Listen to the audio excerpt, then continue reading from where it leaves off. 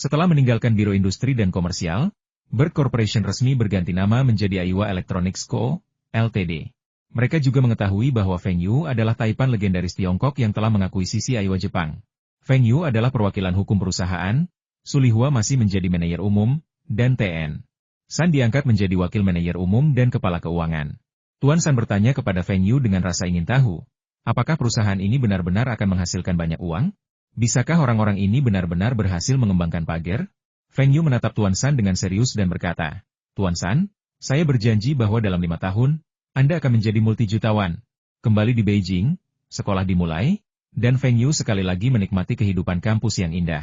Ia bisa membaca buku setiap hari, bermain basket dengan teman-teman sekelasnya sepulang sekolah, dan bahkan menyombongkan diri bersama mereka, yang terasa sangat menenangkan. Saat kelas hari itu, pagar Feng Yu mulai bergetar. Ia meliriknya, tetapi tidak mengatakan sesuatu yang mendesak. Jadi, setelah kelas, Feng Yu pergi ke kamar mandi, mengeluarkan Sony Z1 yang baru dibelinya, dan menekan nomor halo. Ini Feng Yu. Tuan Feng, prototipenya sudah keluar. Teriak Jiang Wanmeng penuh semangat dari ujung telepon. Prototipenya keluar begitu cepat?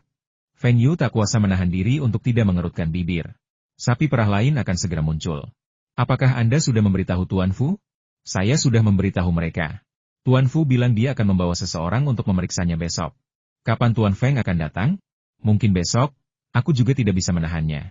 Aku ingin melihat prototipenya sesegera mungkin. Kembali di kelas, Feng Yu meminta Tian Lei untuk membantunya mendapatkan libur 2 hari. Ia akan pergi ke Hefei malam ini dan baru akan kembali paling cepat besok malam. Tian Lei tidak bertanya apa yang akan dilakukan Feng Yu, melainkan menepuk dadanya dan berkata ia akan mengurusnya. Setelah menelepon pada siang hari, Feng Yu mengetahui bahwa ada penerbangan ke Hefei sekitar pukul 300 sore. Jadi dia melewatkan kelas sorenya dan langsung berkendara ke bandara. Sekitar pukul 5, ketika Feng Yu keluar dari bandara, seseorang yang dikirim oleh Jiang Wanmeng sudah ada di sana, memegang spanduk besar untuk menyambutnya. Mobil yang menyambutnya adalah sebuah van tua yang lusuh. Feng Yu sangat puas. Jiang Wanmeng tidak menghabiskan uangnya untuk bersenang-senang, melainkan menginvestasikannya untuk penelitian dan pengembangan serta pembangunan pabrik. Ini sangat bagus dan sepadan dengan saham yang diberikan Feng Yu kepada Jiang Wanmeng. Apakah Presiden Fu sudah datang? Tuan Fu akan tiba malam ini. Beliau transit di Tianfu. Saat itu, belum ada penerbangan langsung dari Hefei ke Hong Kong. Bahkan penerbangan antara Hefei dan Shenzhen hanya memiliki 1 penerbangan setiap pagi, dan masih harus singgah di Shanghai. Feng Yu beristirahat di hotel malam itu, tetapi tidak bisa tidur. VCD, jika ini berhasil, ini akan menjadi produk revolusioner dalam sejarah peralatan rumah tangga. VCR dan pemutar LD akan digantikan oleh VCD. Seiring perkembangan teknologi kompresi, Super VCD dan DVD akan menyusul, dan keduanya akan terjual habis. Namun kali ini Feng Yu tidak hanya akan meluncurkan VCD merek Feng Yu, tetapi juga VCD merek Aiwa. Teknologi kedua merek ini sedikit berbeda dan mereka bersaing untuk mencegah gugatan monopoli. Jika mereka tahu bahwa Feng Yu dan Aiwa keduanya dimiliki oleh perusahaan besar, Feng Yu akan menggunakan teknologi ini untuk bekerja sama dengan Lenovo dan memungkinkan drive optik menggantikan sepenuhnya drive floppy pada komputer mikro. Akhirnya, ia menghubungi Lenovo, tetapi hasilnya mengecewakan Feng Yu. Lenovo belum mengalami restrukturisasi dan bukan perusahaan saham gabungan. Liu Chuanzi dan yang lainnya tidak memiliki saham apapun. Meski begitu, ketika Feng Yu meminta Liu Chuanzi dan timnya untuk berganti pekerjaan, Liu Chuanzi dengan tegas menolak karena Institut Penelitian Komputer telah mengalah dan berencana untuk berubah menjadi perusahaan saham gabungan. Ketika Lenovo beralih ke sistem saham gabungan, Liu Chuanzi dan para veteran, tulang punggung teknis, serta tulang punggung manajemen lainnya akan diberi imbalan saham tertentu. Lebih lanjut, Liu Chuanzi pasti akan tetap menjadi CEO Lenovo, dan bahkan para petinggi mengatakan ia memiliki peluang untuk menjadi ketua. Ini bukan pilihan antara kepala dan ekor ayam, keduanya adalah burung phoenix emas. Lenovo mendapat dukungan negara, dan Liu Chuanzi yakin perusahaan ini pasti akan menjadi produsen dan distributor PC terkemuka di dalam negeri, bahkan internasional. Meskipun Feng Yu telah menjanjikan investasi dan saham, kendali inti pada akhirnya berada di tangannya. Penolakan Liu Chuanzi untuk berganti pekerjaan mengecewakan Feng Yu. Namun, ia ingat bahwa ketika Lenovo kemudian melakukan restrukturisasi, perusahaan tersebut juga menjual sahamnya ke perusahaan swasta lainnya. Inilah mengapa Lenovo kemudian disebut sebagai perusahaan teknologi swasta terkemuka, karena proporsi perusahaan milik negara yang memegang saham telah berkurang menjadi sekitar 30%. Liu Chuanzi menolak berganti pekerjaan dan tetap teguh di Lenovo. Tetapi hal itu tidak menghalangi Feng Yu untuk berinvestasi di perusahaan tersebut. Jika Lenovo ingin tumbuh pesat, ia membutuhkan modal. Di masa lalu, Lenovo mengandalkan aksi ambil untung, yang sangat membatasi pertumbuhannya. Baru pada tahun 1996, ketika Lenovo memiliki cukup uang untuk memulai perang harga, ia menjadi pemimpin di Tiongkok. Kemudian, setelah beberapa tahun akumulasi, ia memiliki cukup uang untuk menimbulkan masalah di tingkat internasional. Aku tidak bisa merebutmu, Liu Chuanzi, tapi aku sedang berinvestasi. Bisakah kau sekejam itu menghentikanku? Tahun depan, setelah 586 muncul dan sistem Win32 dirilis, perkembangan mikrokomputer akan semakin cepat, dan produk-produk asing akan membanjiri negeri ini. Feng Yu tidak percaya bahwa perusahaan induk Lenovo akan menolak usulan investasi di Lenovo saat ini dan bersedia membeli saham dengan harga premium. Lembaga penelitian komputer selalu membutuhkan dana dari pemerintah. Bukankah mereka menginginkan lebih banyak dana penelitian untuk terus berinovasi dalam teknologi? Tahun depan, ketika VCD diluncurkan, merek Feng Yu akan menjadi kekuatan besar di pasar elektronik konsumen. Paling buruk, kita bisa menukarnya dengan saham. Feng Yu akhirnya tertidur di tengah malam. Keesokan paginya, ketika ia turun untuk sarapan, ia melihat Fu Guangzheng juga sedang makan bakpao. Fu Guangzheng tiba hampir tengah malam kemarin, jadi ia tidak mengganggu Feng Yu. Setelah sarapan, keduanya pergi ke lembaga penelitian bersama, di mana Jiang Wanmeng sudah menunggu. Lihatlah, inilah prototipe VCD yang berhasil kami kembangkan. Jiang Wanmeng membuka selembar kain merah, memperlihatkan mesin di dalamnya. Tebalnya 20 cm, panjangnya 50 cm, dan lebarnya 40 cm, jauh lebih besar daripada VCD yang diingat Feng Yu. Cangkang luarnya seluruhnya terbuat dari logam, dan tampak berat. Tuan Jiang, berapa berat prototipe ini? Sekitar 13 kg. 26 kg? Terlalu berat, ya? VCR beratnya hanya sekitar 5 kg. Feng Yu ingat bahwa VCD jauh lebih ringan daripada VCR. Tuan Jiang, tidak bisakah volumenya dikurangi? Dan ini terlalu berat, tidak bisakah lebih ringan? Tanya Feng Yu sambil mengerutkan kening. Seharusnya tidak masalah. Lagi pula, ini kan prototipe, dan banyak komponennya bisa diganti dengan bahan yang lebih ringan. Tapi kalau diganti begitu, biayanya akan jauh lebih mahal, jawab Jiang Wanmeng. Apakah ini akan memengaruhi kualitas pemutaran? Sama sekali tidak. Kualitas pemutaran adalah teknologi terpenting untuk pemutar VCD ini, dan kami tidak boleh membiarkan kekurangan apapun. Ini baru prototipe. Dalam sebulan lagi, kami jamin beratnya bisa dikurangi menjadi 8 kg. Misalnya, tombol-tombolnya bisa diganti dengan plastik, dan kualitasnya pasti tidak akan terpengaruh. 8 kg masih bisa diterima. Dulu, TV LCD beratnya 15 hingga 20 kg.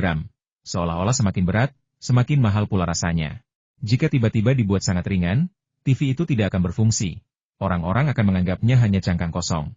Oke, ada VCD-nya, kan? Putar saja dan biarkan aku melihat efeknya.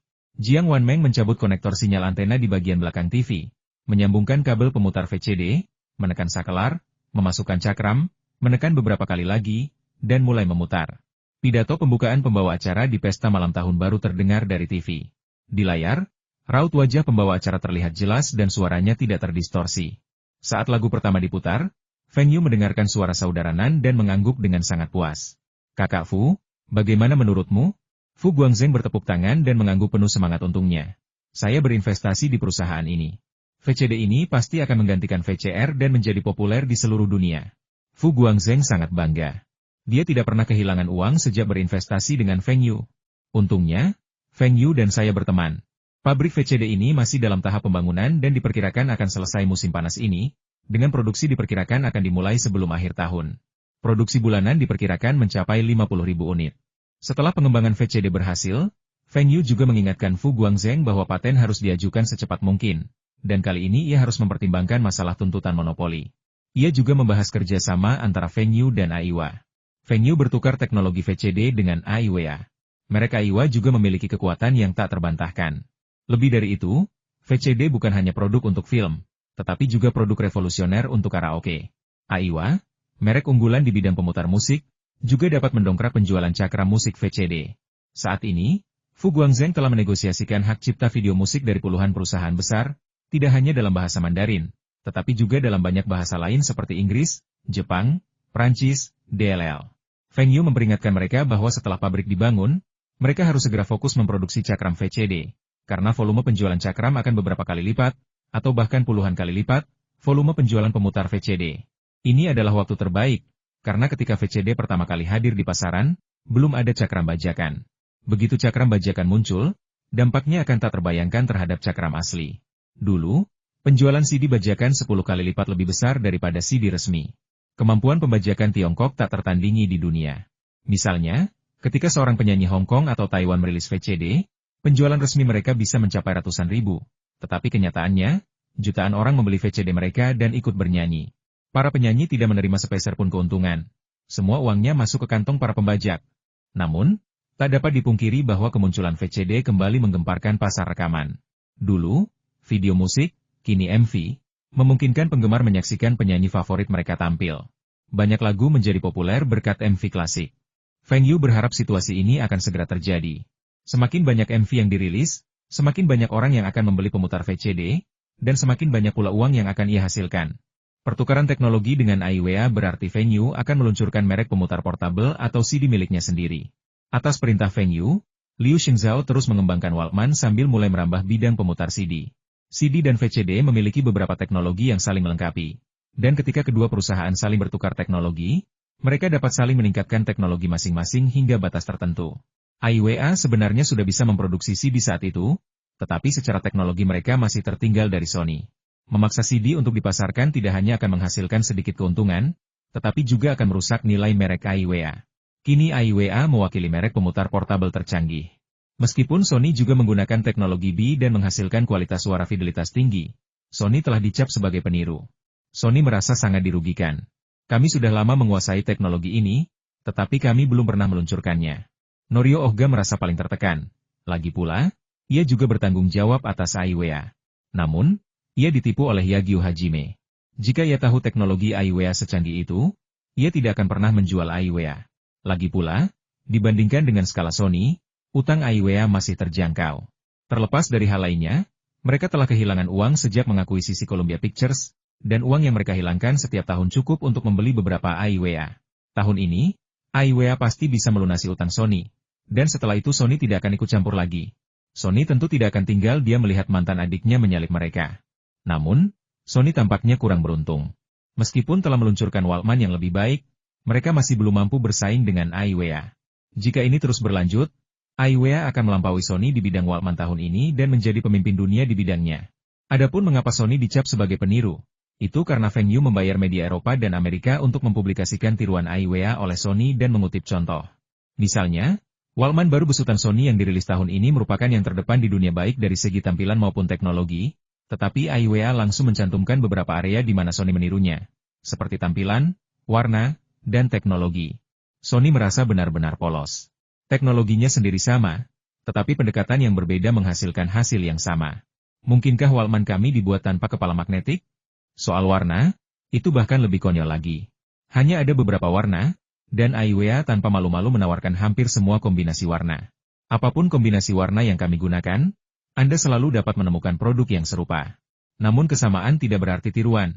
Dan bentuknya, semuanya persegi panjang.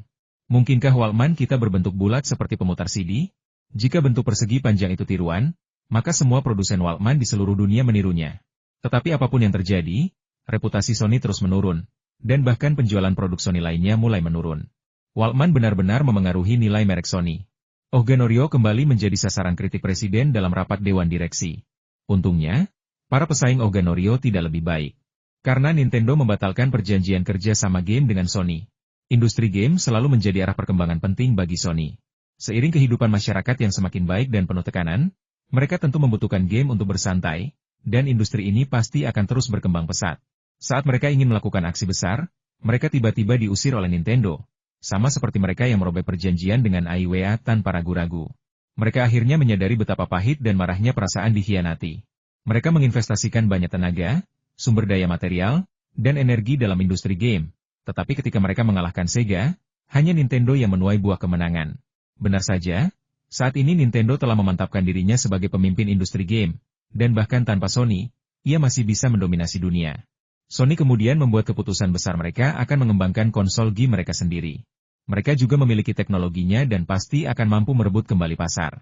Namun, kali ini, Nintendo membuat keputusan besar lainnya.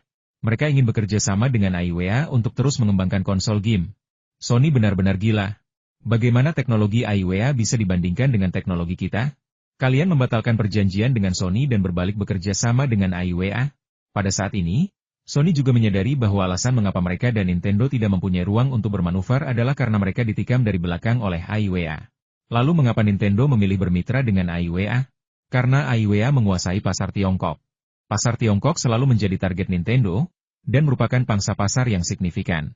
Lagi pula, Tiongkok memiliki populasi yang besar dan daya beli yang terus meningkat, menjadikannya sumber pertumbuhan laba baru yang menjanjikan bagi perusahaan. Merek AIWA asal Tiongkok, Aihua, sangat populer di Tiongkok saat itu, menguasai lebih dari 90% pangsa pasar pemutar portabel, jauh lebih unggul dibandingkan merek lain. Terlebih lagi, produsen konsol game lain telah muncul di pasar Tiongkok pada saat itu, dan Nintendo tidak memiliki cara untuk memasuki pasar Tiongkok. Meminjam saluran dan hubungan AIWA untuk membuka pasar Tiongkok sangatlah penting bagi Nintendo. Selain itu, para insinyur elektronik AIWA juga handal dan saluran penjualan mereka sangat baik. Kerjasama ini dapat menutupi kerugian saluran dan teknologi yang mereka alami ketika berpisah dari Sony. Akibatnya, AIWA mulai mengikis kejayaan yang awalnya dimiliki Sony di bidang game. Feng Yu sudah lama mendambakan pasar konsol game. Lihat saja Nintendo, keuntungan tahunan mereka mencapai ratusan juta dolar. Dan berapa harga sebuah konsol game? 10 hingga beberapa ratus dolar, tetapi harga jualnya bisa mencapai beberapa ratus dolar, bahkan lebih dari 2.000 dolar. Feng Yu telah melakukan riset dan menemukan bahwa sebagian besar konsol game yang dijual di Tiongkok berukuran kecil dan sederhana. Harga satu konsol game hanya sekitar 100 atau 80 yuan. Jauh lebih murah dibandingkan produk Nintendo yang harganya ribuan yuan. Alasan utamanya adalah dampak pasar subor. Konsol game yang mereka luncurkan murah, tetapi kompatibel dengan cartridge game Nintendo. Dimanapun konsol game dijual, selalu ada cartridge game bajakan. Hal ini menyulitkan Nintendo untuk bertahan di Tiongkok. Harga cartridge terus turun, tetapi pasarnya pun hilang. Mengenai konsol game, saat ini tidak diizinkan untuk diimpor. Saat ini, konsol game subor telah menjadi pemimpin pasar domestik, dengan pangsa pasar lebih dari 60%, dan tidak ada yang dapat menggoyahkan posisi dominannya. Subor terlibat dalam perang harga, mengandalkan harga rendah untuk menarik konsumen. Namun, saat itu, satu konsol game masih berharga lebih dari 100 yuan. Feng Yu ingat bahwa di kehidupan sebelumnya, harga sebuah konsol game akhirnya turun menjadi hanya sedikit di atas 40 yuan. Setelah dikurangi keuntungan dealer dan biaya pengiriman serta penyimpanan, biaya produksi satu konsol game tidak akan melebihi 30 yuan. Subor mengandalkan iklan CCTV dan hadiah promosi untuk mendongkrak popularitasnya. Namun, jika AIWA atau Feng Yu meluncurkan konsol game, konsumen pasti akan membelinya karena mereka menyukai merek tersebut. Kesulitannya adalah konsol game yang diluncurkan Feng Yu atau AIWA tidak bisa dibanderol lebih rendah dari Subor. Karena kedua merek ini berfokus pada produk kelas atas, dan produk dengan fungsi yang sama dibanderol lebih tinggi daripada merek lain. Jika konsol game dengan harga puluhan yuan tiba-tiba dirilis, orang-orang akan merasa bahwa itu adalah produk murahan, yang akan memengaruhi penjualan Walkman atau Super Electric Fan. Tapi apakah Feng Yu tidak punya pilihan lain? Apa produk Subor yang paling menguntungkan di kehidupan sebelumnya? Konsol game? Bukan, melainkan mesin pembelajaran Subor. Apa itu mesin pembelajaran? Bentuknya seperti papan ketik dengan motherboard, mikrokomputer, atau lebih tepatnya 486. Mesin ini memungkinkan pengguna mempelajari bahasa pemrograman sederhana, mengetik, dan kosakata bukan hanya idiom, tetapi juga kata-kata bahasa Inggris dengan kaset yang sesuai. Alasan Subor meluncurkan mesin pembelajaran ini adalah karena Tiongkok mengizinkan impor konsol game, dan Nintendo serta perusahaan lain melancarkan serangan besar-besaran terhadap pasar Tiongkok. Konsol game Subor sebenarnya sepenuhnya bajakan dari Nintendo. Konsol game milik perusahaan lain juga memiliki hak paten. Lebih tepatnya, iklan yang mereka buat di CCTV juga merupakan iklan ilegal. Nintendo awalnya tidak menjual banyak produk di Tiongkok, karena negara tersebut tidak mengizinkan impor konsol game pada saat itu. Jadi, kecuali beberapa yang dibeli dari luar negeri, sebagian besar konsol game Nintendo yang dibeli adalah impor paralel, yaitu barang selundupan. Blokade Tiongkok memberi Xiao Bawang peluang. Tentu saja, Xiao Bawang bukan satu-satunya yang melakukannya. Banyak pabrik kecil di seluruh negeri melakukannya, tetapi pabrik Xiao Bawang adalah yang terbesar dan menjadi pemimpin domestik. Apakah Subor tidak tahu mereka membajak? Tentu saja mereka tahu. Namun, pada saat itu, belum ada kesadaran akan perlindungan hak cipta di Tiongkok. Perusahaan seperti Taihua, yang mengajukan paten untuk setiap produk teknologi tinggi yang mereka ciptakan, masih jarang. Karena semua orang sudah melakukannya, pemerintah mengabaikannya, dan Nintendo tidak bisa menuntut mereka. Jadi mereka tentu saja memanfaatkan situasi ini untuk berekspansi. Awal tahun lalu, Subor masih terlilit utang 2 juta. Namun tahun ini, aset Subor telah melampaui 10 juta dan masih terus bertumbuh dengan pesat. Namun pengembangan Subor berakhir di sana, karena produk yang dikerjasamakan AIWA dengan Nintendo adalah mesin pembelajaran yang diluncurkan Subor di kehidupan sebelumnya. Ide ini pertama kali digunakan oleh Feng Yu, pencipta merek Aiwa Learning Machine, yang hanya tersedia di Tiongkok daratan. Karena ide ini berasal dari AIWA, dan merek AIWA sangat berpengaruh di Tiongkok, AIWA mendapatkan 70% keuntungan dari Aiwa Learning Machine, sementara Nintendo hanya mengambil 30%. Nintendo memprioritaskan pasar Tiongkok dan menuntut agar saluran distribusi AIWA di Tiongkok tersedia gratis untuk Nintendo. Mereka sangat yakin bahwa dengan teknologi konsol game mereka akan menguasai pasar Tiongkok. Mengenai hal-hal konyol seperti mesin pembelajaran, menjual 10.000 unit dianggap sebagai kesepakatan yang bagus. Mereka tidak peduli dengan keuntungannya. Jadi, Nintendo sama sekali tidak keberatan AIWA menggunakan merek mesin pembelajaran, dan bahkan menawarkannya kepada AIWA. Mereka tetap ingin menjual konsol game tersebut dengan merek Nintendo mereka. Nintendo adalah konsol game terbaik di dunia, dan gagasan mesin pembelajaran sama sekali tidak sesuai dengan filosofi produk Nintendo. Nintendo yang sombong mengira mereka bisa mendominasi pasar konsol game dunia. Bahkan Sega yang perkasa pun dikalahkan oleh mereka. Siapa lagi yang bisa menandingi mereka? Pasar Tiongkok sangat besar. Mereka sangat yakin bahwa seperti halnya mereka menaklukkan Amerika Serikat dan Eropa, ketika konsol game mereka diluncurkan di pasar, mereka akan mampu mengalahkan pesaing lainnya. Feng Yu dan Nintendo memiliki pandangan yang berbeda. Game adalah kekayaan terbesar sebuah kerajaan game. Nintendo berpikir bahwa game yang akan dikembangkannya di masa depan akan tetap mendominasi dunia, tetapi mereka tidak menyangka bahwa game-game tersebut akan segera digantikan oleh game komputer dan konsol game genggam. Secanggih dan secanggih apapun teknologi konsol game mereka, seiring harga konsol game yang terus turun, keuntungan mereka juga akan terus menurun. Nintendo tidak akan mampu bertahan selama bertahun-tahun lagi. Kerjasama antara AIWA dan Nintendo berkembang sangat pesat. Prototipe mesin pembelajaran ini diperkirakan akan diluncurkan sekitar 1 bulan lagi, dan produksinya akan dimulai pada bulan Juli untuk memasuki pasar Tiongkok sepenuhnya. Demi memfasilitasi kerjasama antara Nintendo dan AIWA, Feng Yu bahkan menghubungi Lu Xiao untuk mendapatkan izin impor konsol game resmi ke Tiongkok. Feng Yu yakin bahwa meskipun impor konsol game diizinkan, konsol game asing tidak akan laku. Belum lagi dampak pasar dari konsol permainan kelas bawah seperti Subor, hanya mesin pembelajaran AIWA, yang harganya mirip dengan konsol permainan Nintendo, yang dapat menguasai sebagian besar pasar. Dengan harga yang sama, mesin pembelajaran menawarkan pembelajaran sekaligus hiburan, sementara konsol game hanya menyediakan game. Mana yang akan dibeli orang tua untuk anak-anak mereka? Orang tua mana yang tidak ingin anaknya sukses? Orang tua mana yang akan membiarkan anaknya bermain game seharian? Kata-kata mesin pembelajaran saja dapat mendongkrak penjualan produk. Jika Nintendo benar-benar melampaui ekspektasi Feng Yu, maka Feng Yu akan meluncurkan kampanye lain untuk mendukung merek-merek Tiongkok. Jika dia bisa menangani Sony, mengapa Anda tidak percaya bahwa dia tidak bisa menangani Nintendo? Mereka harus waspada terhadap negara asing maupun domestik. Subor juga akan meluncurkan mesin pembelajaran pada akhir tahun ini atau awal tahun depan, tetapi Feng Yu tidak akan memberi mereka kesempatan lagi. Dia punya rencana licik yang akan membuat Subor menanggung akibatnya. Baiklah, Tuan Feng, saya mengerti. Saya akan mendaftarkan merek ini. Setelah menutup telepon, Wu Zigang segera pergi ke Biro Perindustrian dan Perdagangan untuk mendaftarkan merek mesin pembelajaran. Artinya, mulai sekarang, tidak ada produk lain yang bisa disebut mesin pembelajaran. Ini adalah merek konsep yang diciptakan oleh AIWA. Setelah menutup telepon, Feng Yu tersenyum puas. Tanpa mesin pembelajaran, bagaimana Subor bisa bersaing dengan AIWA? Subor, kemarilah. Subor, Tuan Feng, saya hampir menyelesaikan penelitian saya tentang tablet multivitamin yang Anda sebutkan. Sekarang saya bisa menggabungkan beberapa vitamin menjadi satu pil kecil. Profesor Zhao menunjukkan produk tersebut kepada Feng Yu. Feng Yu terdiam. Kau sebut ini pil kecil? Ukurannya hampir sama dengan pil Liwei di Huangwan yang lebih besar. Apakah kau meminta orang-orang untuk minum pil vitamin besar ini? Ada berapa jenis vitamin dalam pil ini? Apa saja kandungan masing-masing vitamin? 20 vitamin, masing-masing mengandung sekitar 2 gram. Kalau begitu, Profesor Zhao, tahukah Anda berapa banyak vitamin yang dibutuhkan tubuh manusia setiap hari? Tanya Feng Yu dengan sabar.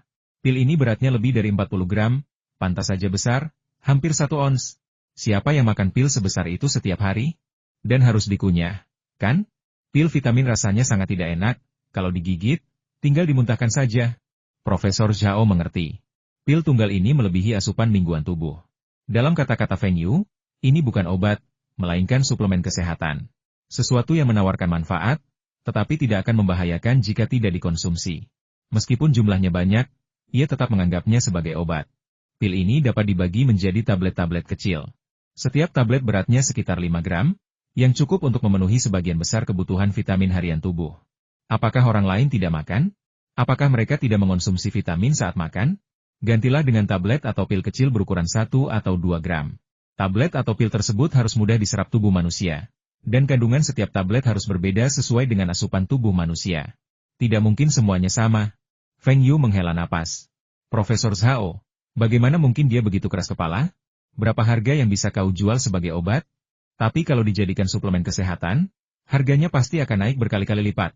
Yang penting adalah memberi orang perasaan bahwa mengonsumsi pil kecil setiap hari dapat memenuhi asupan vitamin harian tubuh, membuat obat ini, atau produk kesehatan ini, tampak lebih berharga. Jika terasa berharga dan harganya tinggi, maka orang lain akan cenderung menerimanya. Tidak masalah. Beri saya waktu seminggu dan saya bisa menyempurnakan produk ini. Tuan Feng, apakah ada pasar untuk produk ini? Ya, dan pasarnya sangat besar. Anda telah memberikan kontribusi yang signifikan bagi negara. Saya akan memberikan dana yang Anda minta, kata Feng Yu dengan sungguh-sungguh. Wah, berhasil. Tablet multivitamin telah diciptakan.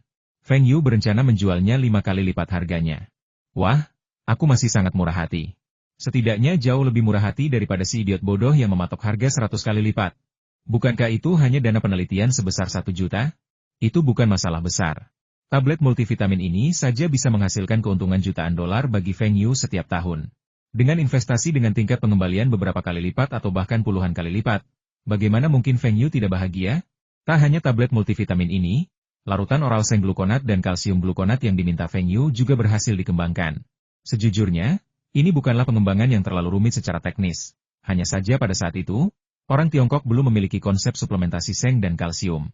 Dari suplemen kalsium dan vitamin paling awal hingga suplemen kalsium, zat besi, seng, dan selenium yang komprehensif, bahkan berbagai vitamin, darah, tidur, dan elemen, inilah sejarah perkembangan produk kesehatan Tiongkok.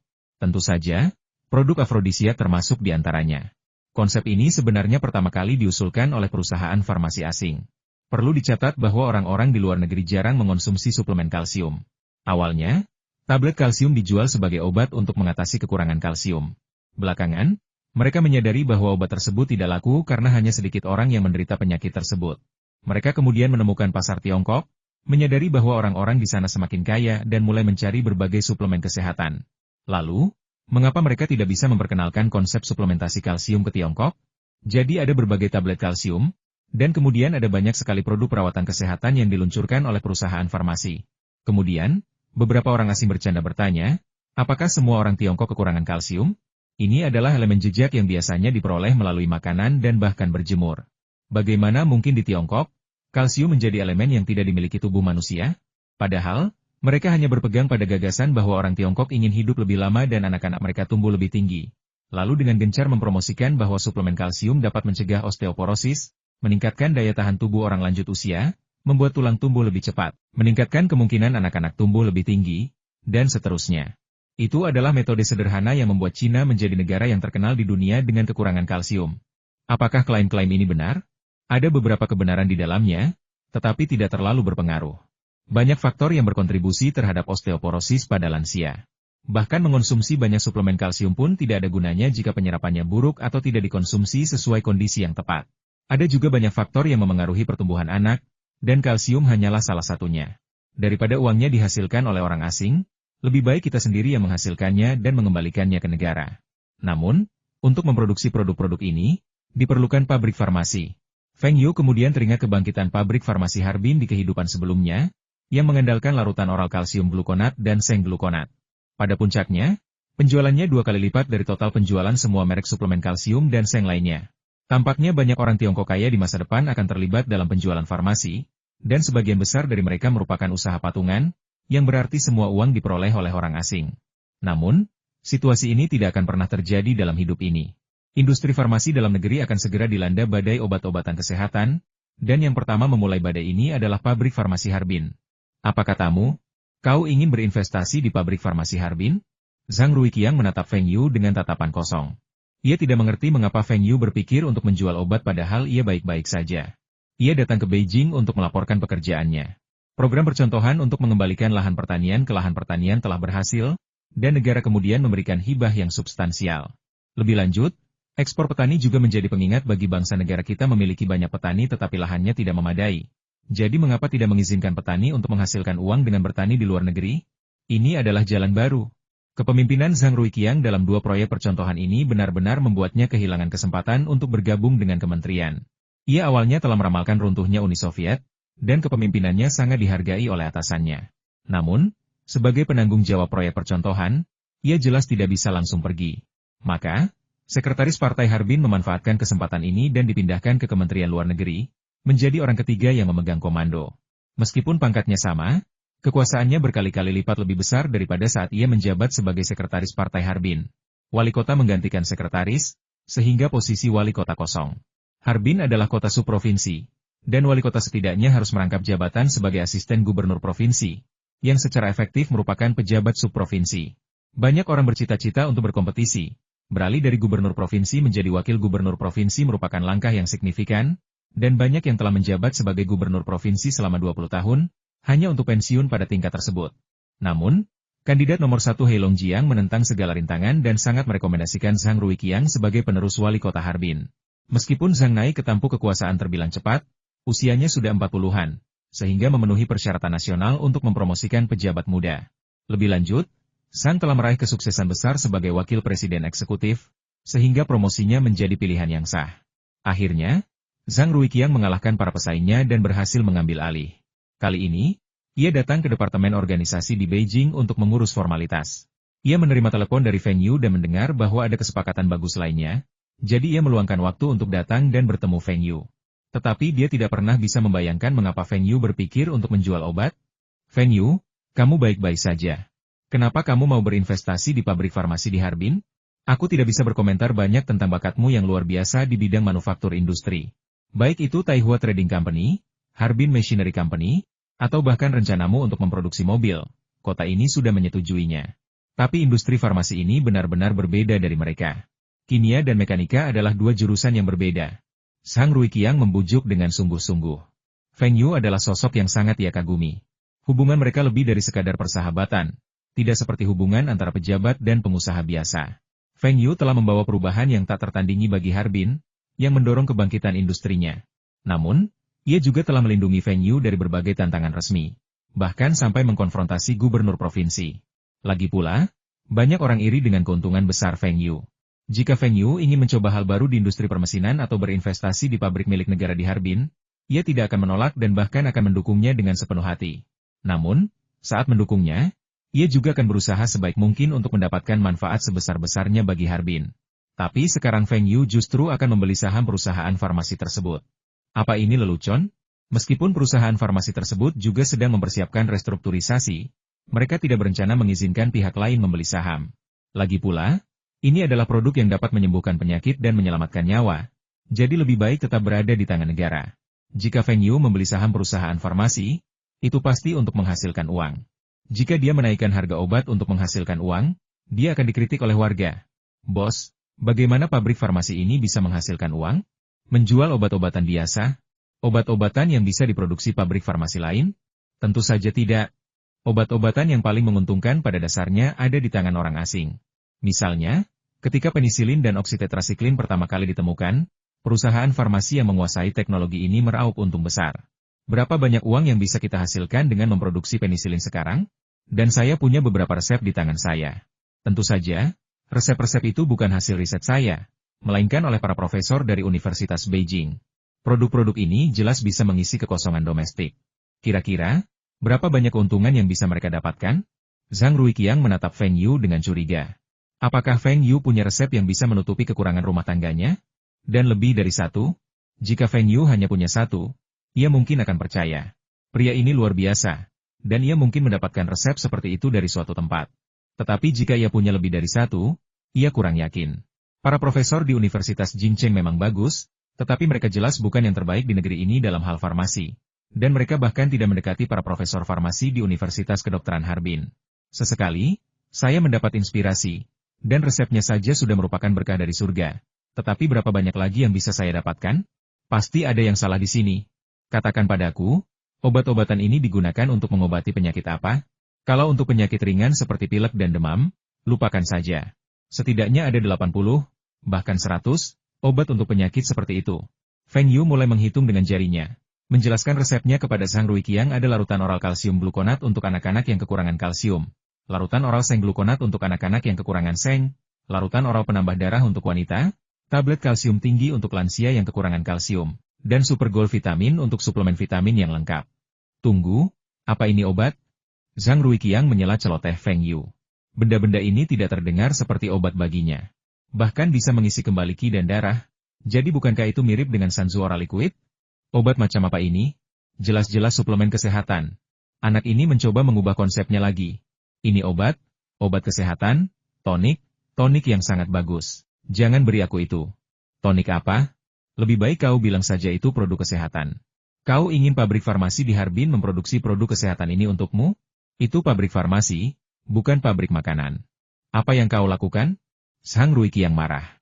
Pabrik farmasi harus memproduksi obat-obatan dengan benar, dan obat-obatan yang mereka hasilkan harus memenuhi standar dan mampu menyembuhkan penyakit serta menyelamatkan nyawa. Apa itu suplemen kesehatan? Suplemen kesehatan mungkin tidak selalu bermanfaat, tetapi juga tidak akan membahayakan. Untuk memproduksi ini, Anda harus berinvestasi di pabrik farmasi di Harbin? Bermimpilah. Bos, apakah Anda yakin tidak ingin saya berinvestasi di pabrik farmasi Harbin? Biar saya analisis. Bukannya saya tidak bisa memproduksi cairan oral ini sendiri. Saya pemegang saham utama Wahaha Oral Liquid. Saya tidak perlu menambah lini produksi baru, cukup ganti satu. Dan untuk tablet kalsium tinggi, Jinweita, dan tablet lainnya, pabrik farmasi kecil manapun bisa memproduksinya. Kalau begitu, pergilah dan produksi sendiri, cari pabrik farmasi kecil, dan jangan coba-coba menipu pabrik farmasi Harbin, kata Zhang Ruiqiang dengan marah. Ekspresinya saat ini seperti induk ayam tua yang melindungi anak-anaknya dari anjing ganas. Pemimpin, ada berapa pabrik farmasi di Harbin? Berapa penghasilan mereka dalam setahun? Sekitar 30, saya belum menghitung detailnya. Tapi keuntungannya pasti lebih dari 10 juta, kata Zhang Ruiqiang bangga. Dengan keuntungan puluhan juta per tahun, penerimaan pajak yang besar, dan tenaga kerja yang besar, industri ini dianggap sebagai industri besar di Harbin. Hanya sekitar 10 juta. Kalau beberapa pabrik farmasi fokus memproduksi obat-obatan yang saya sebutkan, ya, produk kesehatan. Setelah setahun, keuntungan bulanannya bisa mencapai 10 juta. Feng Yu mengangkat jari dan berkata dengan percaya diri. Apa katamu? Untung 10 juta dalam sebulan? Itu pernyataan yang meremehkan. Dulu, larutan oral kalsium glukonat dan seng glukonat saja menghasilkan penjualan tahunan miliaran dolar. Meskipun daya beli mungkin tidak sekuat beberapa tahun lalu, masih ada produk seperti larutan oral penambah darah dan Golden Vita. Lalu, ada juga produk penurun berat badan. Manakah dari produk-produk ini yang bukan mesin penghasil uang di masa lalu? Keuntungan yang tinggi membuat Zhang Ruiqiang iri. Jika pabrik farmasi bisa menghasilkan keuntungan ratusan juta dolar per tahun, kota itu bisa melakukan banyak hal dengan uang sebanyak itu. Laju pembangunan perkotaan niscaya akan semakin cepat, dan banyak visinya bisa terwujud lebih cepat. Kami bukan pabrik farmasi pertama yang memproduksi produk kesehatan, dan itu tidak ilegal. Lagi pula, kita sekarang berada dalam ekonomi pasar, dan kita harus mengikuti tren pasar. Keuntungan pabrik farmasi Harbin lebih tinggi, dan kehidupan karyawannya akan lebih baik. Keuntungan kota akan meningkat, dan pendapatan pajak juga akan meningkat. Tapi seberapa banyak yang bisa kita lakukan dengan uang itu? Apakah obat-obatan ini memiliki dokumen persetujuan? Zhang Ruiqiang tiba-tiba bertanya. Feng Yu tersenyum canggung. Kita masih harus mengandalkan pabrik farmasi Harbin untuk mendapatkan persetujuan produksi. Mereka mitranya. Kalau saya sudah dapat persetujuan, ngapain saya repot-repot bicara sama Anda? Saya sih lebih baik bicara langsung ke perusahaan farmasi saja. Zhang Ruiqiang tersenyum dan bertanya, berapa banyak uang yang Anda rencanakan untuk investasikan? Mata Feng Yu berbinar. Apakah Zhang Ruiqiang setuju? Memang sulit mendapatkan persetujuan untuk produknya. Feng Yu menghubungi Tuan Lu, tetapi Tuan Lu mengatakan bahwa ia tidak memiliki koneksi yang kuat di industri farmasi. Mungkin butuh waktu lebih lama untuk mendapatkan persetujuan, dan ia harus mengeluarkan biaya untuk mengurusnya. Feng Yu kemudian teringat pabrik-pabrik farmasi di Harbin. Awalnya, ia mencari produsen berskala besar untuk memproduksi produk-produknya. Industri farmasi Harbin cukup besar, sepenuhnya mampu memenuhi kebutuhan produksi Feng Yu.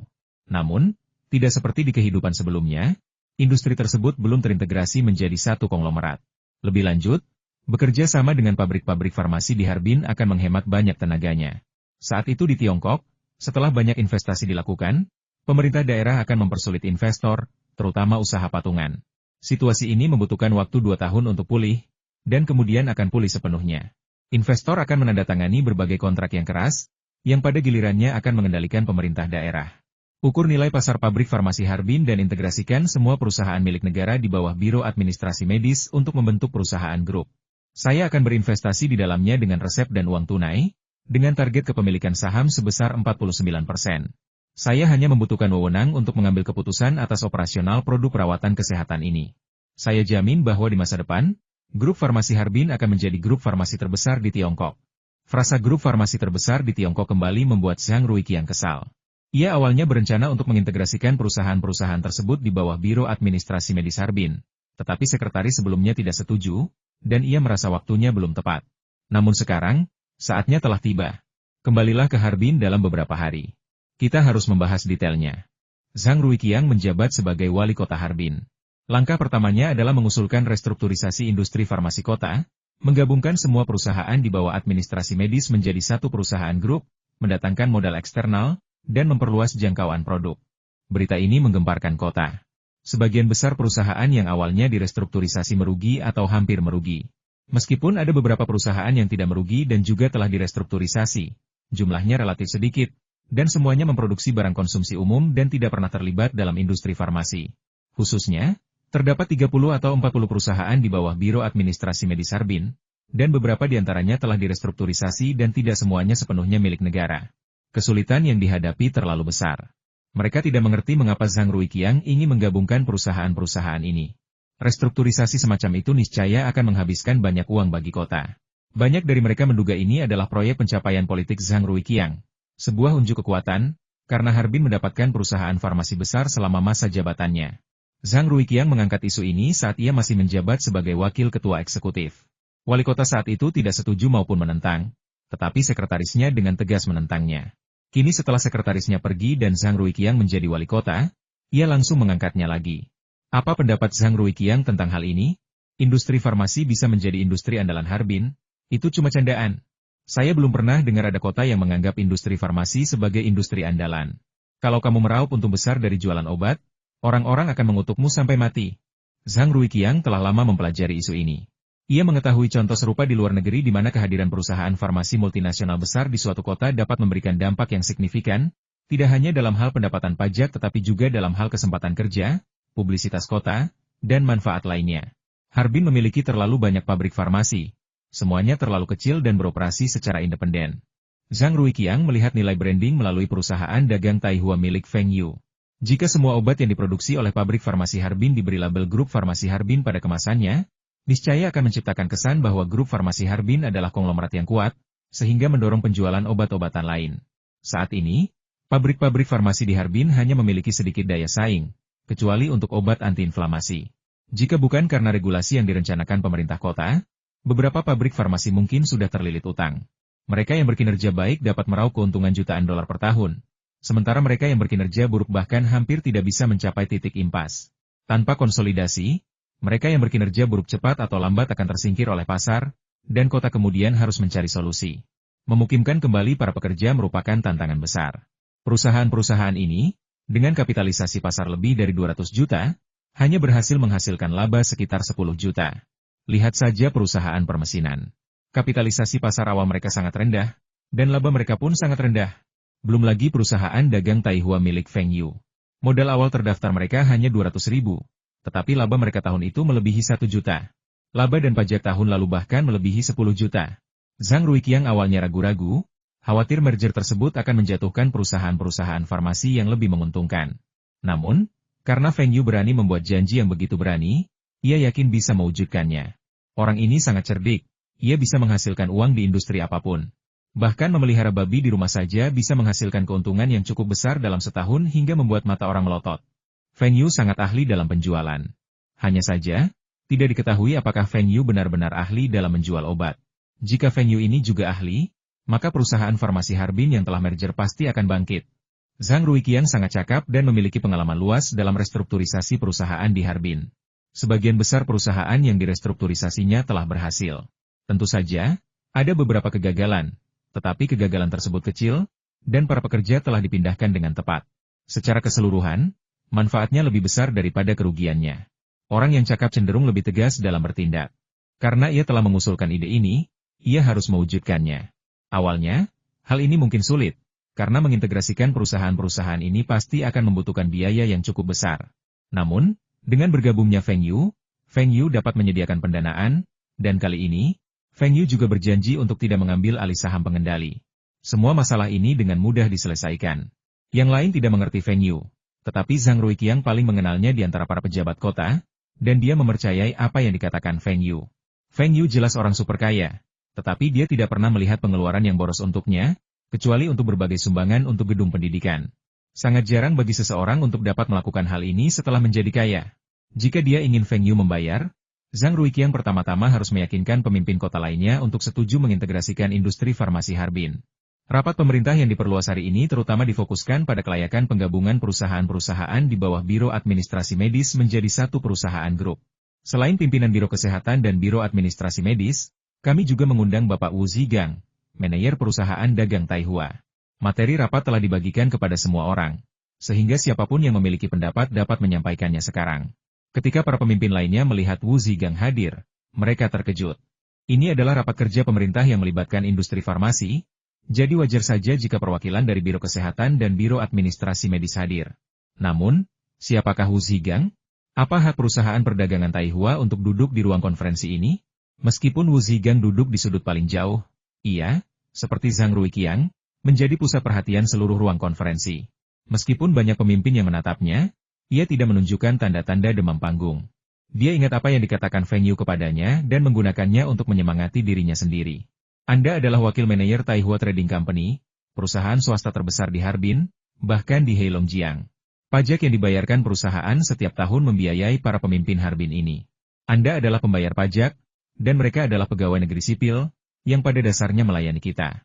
Gaji mereka dibayar oleh pajak kita yang membiayai mereka. Lagi pula, industri Harbin bisa saja pulih begitu cepat tanpa peralatan industri canggih Soviet yang dijual dengan harga murah oleh perusahaan dagang Taihua kita. Lagi pula, perusahaan dagang Taihua kita bukan orang yang mudah ditindas, bukan orang yang bisa ditindas. Hormatilah pemimpin kalian dengan baik. Jika mereka tidak menghormati kalian, kalian juga tidak perlu menghormati mereka. Selama itu legal, jika ada yang berani menindas kalian, saya akan membela kalian. Maka kini Wu Zigang memandang para pemimpin ini seolah-olah sedang memandang para pedagang. Ia tak hanya tak gentar, tetapi juga melotot tajam ke arah siapapun yang menatapnya. Akibatnya, para pemimpinlah yang pertama kali rugi.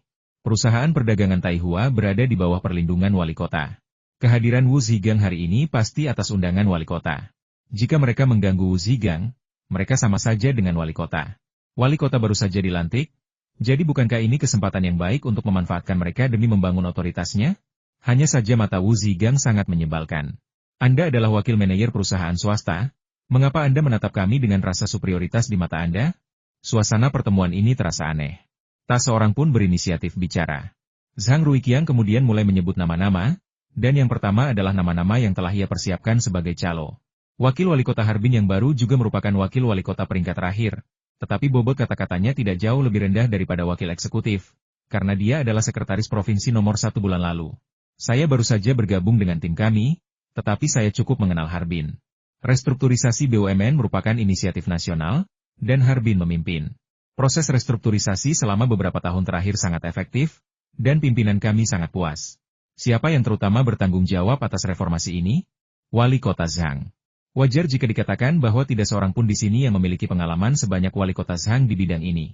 Saya telah meninjau informasi ini dengan saksama, dan saya ingin tahu apakah Anda memperhatikan bahwa sebagian besar pabrik farmasi di sini memproduksi obat-obatan utama yang sama. Dengan kata lain, kita bersaing satu sama lain. Lebih lanjut, penyebaran sumber daya dan energi yang berlebihan ini menghambat kemampuan kita untuk bersaing dengan perusahaan farmasi di provinsi lain. Integrasi ke dalam satu perusahaan akan memungkinkan kita untuk memusatkan sumber daya dan meningkatkan daya saing industri farmasi Harbin secara keseluruhan. Oleh karena itu, saya sangat mendukung usulan Wali Kota Zhang. Beberapa orang yang tadinya berencana menentang keras langkah tersebut kini ragu-ragu. Orang ini adalah mantan ajudan utama Bupati nomor 1 provinsi. Apakah pendapatnya mewakili para Bupati nomor 1? Jika Bupati nomor 1 mendukungnya, dan mereka menentangnya dengan keras, bukankah itu akan bertentangan dengan kepemimpinan? Apakah mereka masih ingin dipromosikan? Apakah mereka ingin pensiun dini? Seperti Wakil Wali Kota Su? Pidato-pidato selanjutnya dari para Wakil Wali Kota agak ambigu, tidak mendukung maupun menentang usulan tersebut. Singkatnya, mereka berusaha memperhalus keadaan. Mereka membahas keuntungan integrasi dan juga menguraikan beberapa kesulitannya. Pesan utamanya adalah bahwa integrasi adalah hal yang baik, tetapi mustahil dicapai, dan kita harus menunggu. Namun, ketika tiba giliran Wakil Presiden Eksekutif untuk berbicara, ia mengungkapkan penentangannya dengan kata-kata yang keras. Biro Administrasi Medis kita memiliki 31 perusahaan di bawah pengawasannya, belum termasuk yang telah direstrukturisasi. Termasuk yang telah direstrukturisasi, masih ada 12 perusahaan lagi yang tidak sepenuhnya kita kendalikan, sehingga totalnya menjadi 43. Berapa banyak upaya yang diperlukan untuk mengintegrasikan perusahaan-perusahaan ini ke dalam satu perusahaan grup? Jika integrasi akan dilakukan, prioritas kota saat ini adalah ini. Sekalipun kita semua memfokuskan energi kita pada hal ini, mungkin tidak akan selesai dalam sebulan. Selain itu, beberapa perusahaan ini memiliki investasi swasta dan asing. Bagaimana kita akan mengintegrasikan mereka ke dalam perusahaan grup? Melihat semua orang mendengarkan dengan saksama, Wakil Presiden Eksekutif merasa sedikit bangga. Dipromosikan dari posisi nomor 2 provinsi, gaya kerja dan filosofi tata kelolanya sangat berbeda dengan Zhang Ruiqiang. Ia percaya bahwa restrukturisasi harus difokuskan pada perusahaan yang merugi, yaitu perusahaan yang tidak lagi layak. Tidak semua perusahaan membutuhkan restrukturisasi. Jika restrukturisasi gagal, mengubah perusahaan yang sehat menjadi merugi akan lebih mahal daripada yang diperoleh. Kasus seperti ini bukan hal yang jarang terjadi. Sekalipun kita semua berpartisipasi dan restrukturisasi berjalan lancar, bagaimana dengan dananya? Setelah restrukturisasi, untuk memusatkan sumber daya yang menguntungkan, beberapa aset yang tidak produktif tentu perlu didivestasi. Banyak orang pasti akan diberhentikan dan beberapa perusahaan akan bangkrut. Pemerintah kota mau tidak mau harus mengalokasikan dana untuk pemukiman kembali, dan jumlah dana ini tidak akan sedikit, setidaknya lebih dari 10 juta. Informasi tersebut juga menyebutkan adanya perluasan, yang pasti membutuhkan investasi, dan investasi ini juga akan sangat besar, bukan? Jika pemerintah kota mengalokasikan dana ini, apa yang akan terjadi pada proyek-proyek lainnya? Berapa banyak dana yang dibutuhkan untuk pekerjaan konstruksi perkotaan tahun ini saja? Dari mana sumber dananya? Oleh karena itu, saya rasa mengintegrasikan semua perusahaan sama sekali tidak mungkin. Kita harus membiarkan para pemimpin perusahaan tersebut menemukan cara untuk merevitalisasi perusahaan mereka sendiri, dan tidak selalu bergantung pada pemerintah kota. Mereka berada di posisi itu, jadi mereka harus memikul tanggung jawab ini. Setelah berkata demikian, Wakil Eksekutif itu mengambil cangkir tehnya, meneguk air beberapa teguk untuk membasahi tenggorokannya, lalu memandang Zhang Ruiqiang dan bertanya, "Bagaimana Anda menjawab pertanyaan-pertanyaan saya ini?" Zhang Ruiqiang mengangguk. Wakil Wali Kota Li sudah selesai berbicara. Dinas Kesehatan, silakan sampaikan pendapat Anda. Direktur Biro Kesehatan berpikir sejenak sebelum berkata, pada prinsipnya, kami tidak menentang integrasi, tetapi pekerjaan spesifiknya terutama akan menjadi tanggung jawab Biro Administrasi Medis, dan kami dapat memberikan bantuan. Pernyataan ini jelas merupakan upaya untuk mengelak dari tanggung jawab. Namun, pihak lain tidak dapat berkomentar apapun, karena bagaimanapun juga, perusahaan-perusahaan tersebut memang berada di bawah Badan Pengawas Produk Medis. Direktur Kian dari Biro Administrasi Medis melihat wali kota menatapnya dan mulai mengungkapkan pandangannya. Saya cukup familiar dengan perusahaan-perusahaan ini.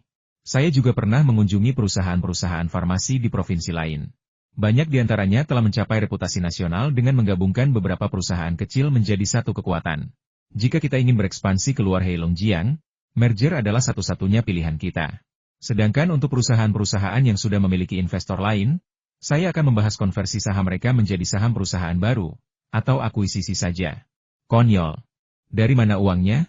Teriak Wakil Presiden Eksekutif dengan marah. Kita bisa mendatangkan modal eksternal, dan kota tidak perlu berkontribusi, kata Direktur Kian. Wali kota sudah membicarakan hal ini dengannya, dan tentu saja ia memilih untuk mendukungnya. Wali kota sudah menjanjikannya posisi ketua perusahaan grup pasca restrukturisasi. Memperkenalkan modal asing, sama seperti perusahaan mesin, menyerahkan aset milik negara kepada pemilik swasta? Tanya Wakil Presiden Eksekutif dengan nada sarkastis.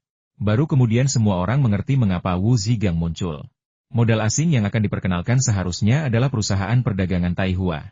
Wu Zhigang kemudian berteriak, "Saya tidak setuju dengan apa yang dikatakan Wakil Wali Kota Li. Apa artinya menyerahkan aset milik negara kepada pemilik swasta? Kenapa tidak? Memang benar perusahaan mesin itu telah menginvestasikan modal eksternal untuk pembangunan, tapi berapa banyak saham perusahaan yang masih dipegang pemerintah kota? Siapa yang mengendalikan perusahaan itu sekarang?" Wakil Wali Kota Li, saya punya data yang akan saya sampaikan kepada Anda atas nama pimpinan kami. Sebelum restrukturisasi perusahaan mesin, laba tahunan terbaik tidak melebihi 6 juta. Dan laba serta pajaknya tidak pernah melebihi 1 juta. Padahal, Nilai pasar perusahaan mesin itu hanya lebih dari 30 juta RMB. Sekarang, pemerintah kota memegang 28% saham perusahaan mesin itu, dan nilai pasar saham-saham ini melebihi 300 juta yuan. Tahun lalu, laba perusahaan mesin itu melebihi 100 juta yuan, yang mana pemerintah kota dapat membagi laba lebih dari 30 juta yuan sesuai dengan nilai sahamnya, dan perusahaan mesin itu membayar lebih dari 17 juta yuan untuk laba dan pajak.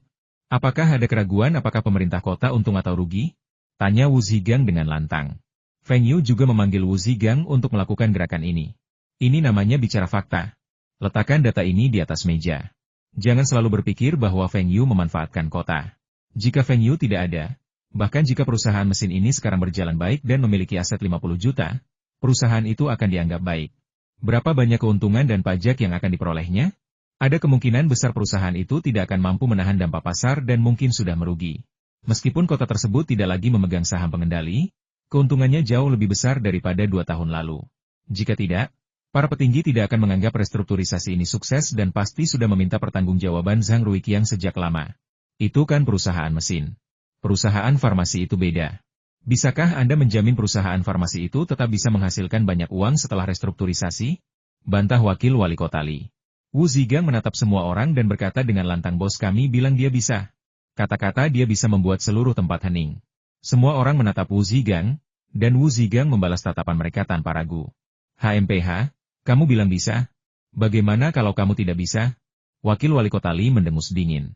Asalkan kalian tidak melakukan intervensi administratif, kalian pasti bisa.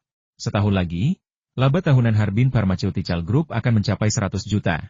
Kalau kalian tidak bisa, perusahaan dagang Taihua kami akan menyumbangkan 10 juta ke kota secara cuma-cuma. Ujar Wu Zigang dengan bangga. Para pemimpin lainnya tercengang. Dari mana perusahaan perdagangan Taihua ini mendapatkan kepercayaan diri seperti itu? Perusahaan-perusahaan ini hanya meraup untung sedikit di atas 10 juta. Dan bagaimana mungkin mereka bisa meraup untung 100 juta? Ini lelucon. Namun, hal ini juga mencerminkan kekayaan perusahaan perdagangan Taihua.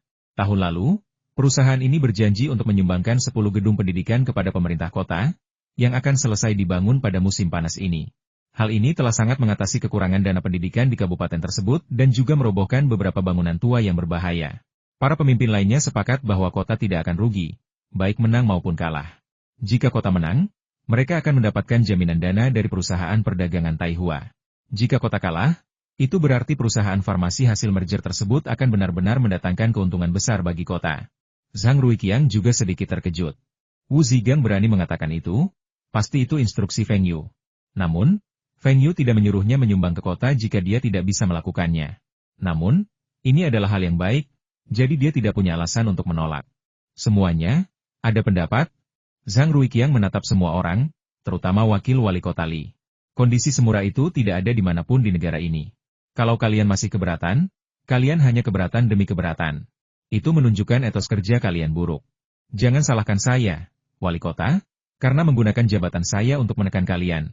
Untuk menggabungkan perusahaan-perusahaan ini, kita perlu membentuk tim restrukturisasi, kan? Saya ingin berpartisipasi dalam tim restrukturisasi ini dan menyumbangkan kekuatan saya, tegas Wakil Wali Kota Li. Jika saya tahu Anda punya hubungan apapun dengan perusahaan perdagangan Taihua, masa jabatan Anda sebagai wali kota akan berakhir. Saya akan menjadi ketua tim restrukturisasi, Wakil Wali Kota Li akan menjadi wakil ketua, dan Wakil Wali Kota Liu juga akan bertanggung jawab sebagai direktur kantor. Semua orang di sini akan menjadi anggota tim. Tugas pertama adalah menentukan bagaimana perusahaan-perusahaan ini akan mengintegrasikan sumber daya mereka dan mengukur nilai pasar mereka secara keseluruhan. Karena kita memiliki modal eksternal untuk diinvestasikan, saya telah mengundang para ahli penilaian aset dari provinsi untuk melakukan penilaian aset perusahaan-perusahaan ini. Hasilnya akan tersedia dalam seminggu. Demikianlah rapat hari ini. Ditunda. Setelah Wu Zigang kembali ke perusahaan, ia menelepon Feng Yu. Tak lama kemudian, Feng Yu menelepon kembali. Ia melaporkan apa yang terjadi di rapat. Semuanya berjalan lancar. Ketika Wu Zigang menawarkan hadiah besar berupa sumbangan, tidak ada yang keberatan. Banyak orang skeptis bagaimana Taihua Trading Company bisa meningkatkan keuntungan pabrik farmasi hingga 100 juta yuan. Namun Wu Zigang tidak pernah meragukannya. Tuan Feng tidak pernah membuat kesalahan dalam apapun yang dilakukannya, dan ia tidak pernah merugi dalam bisnis.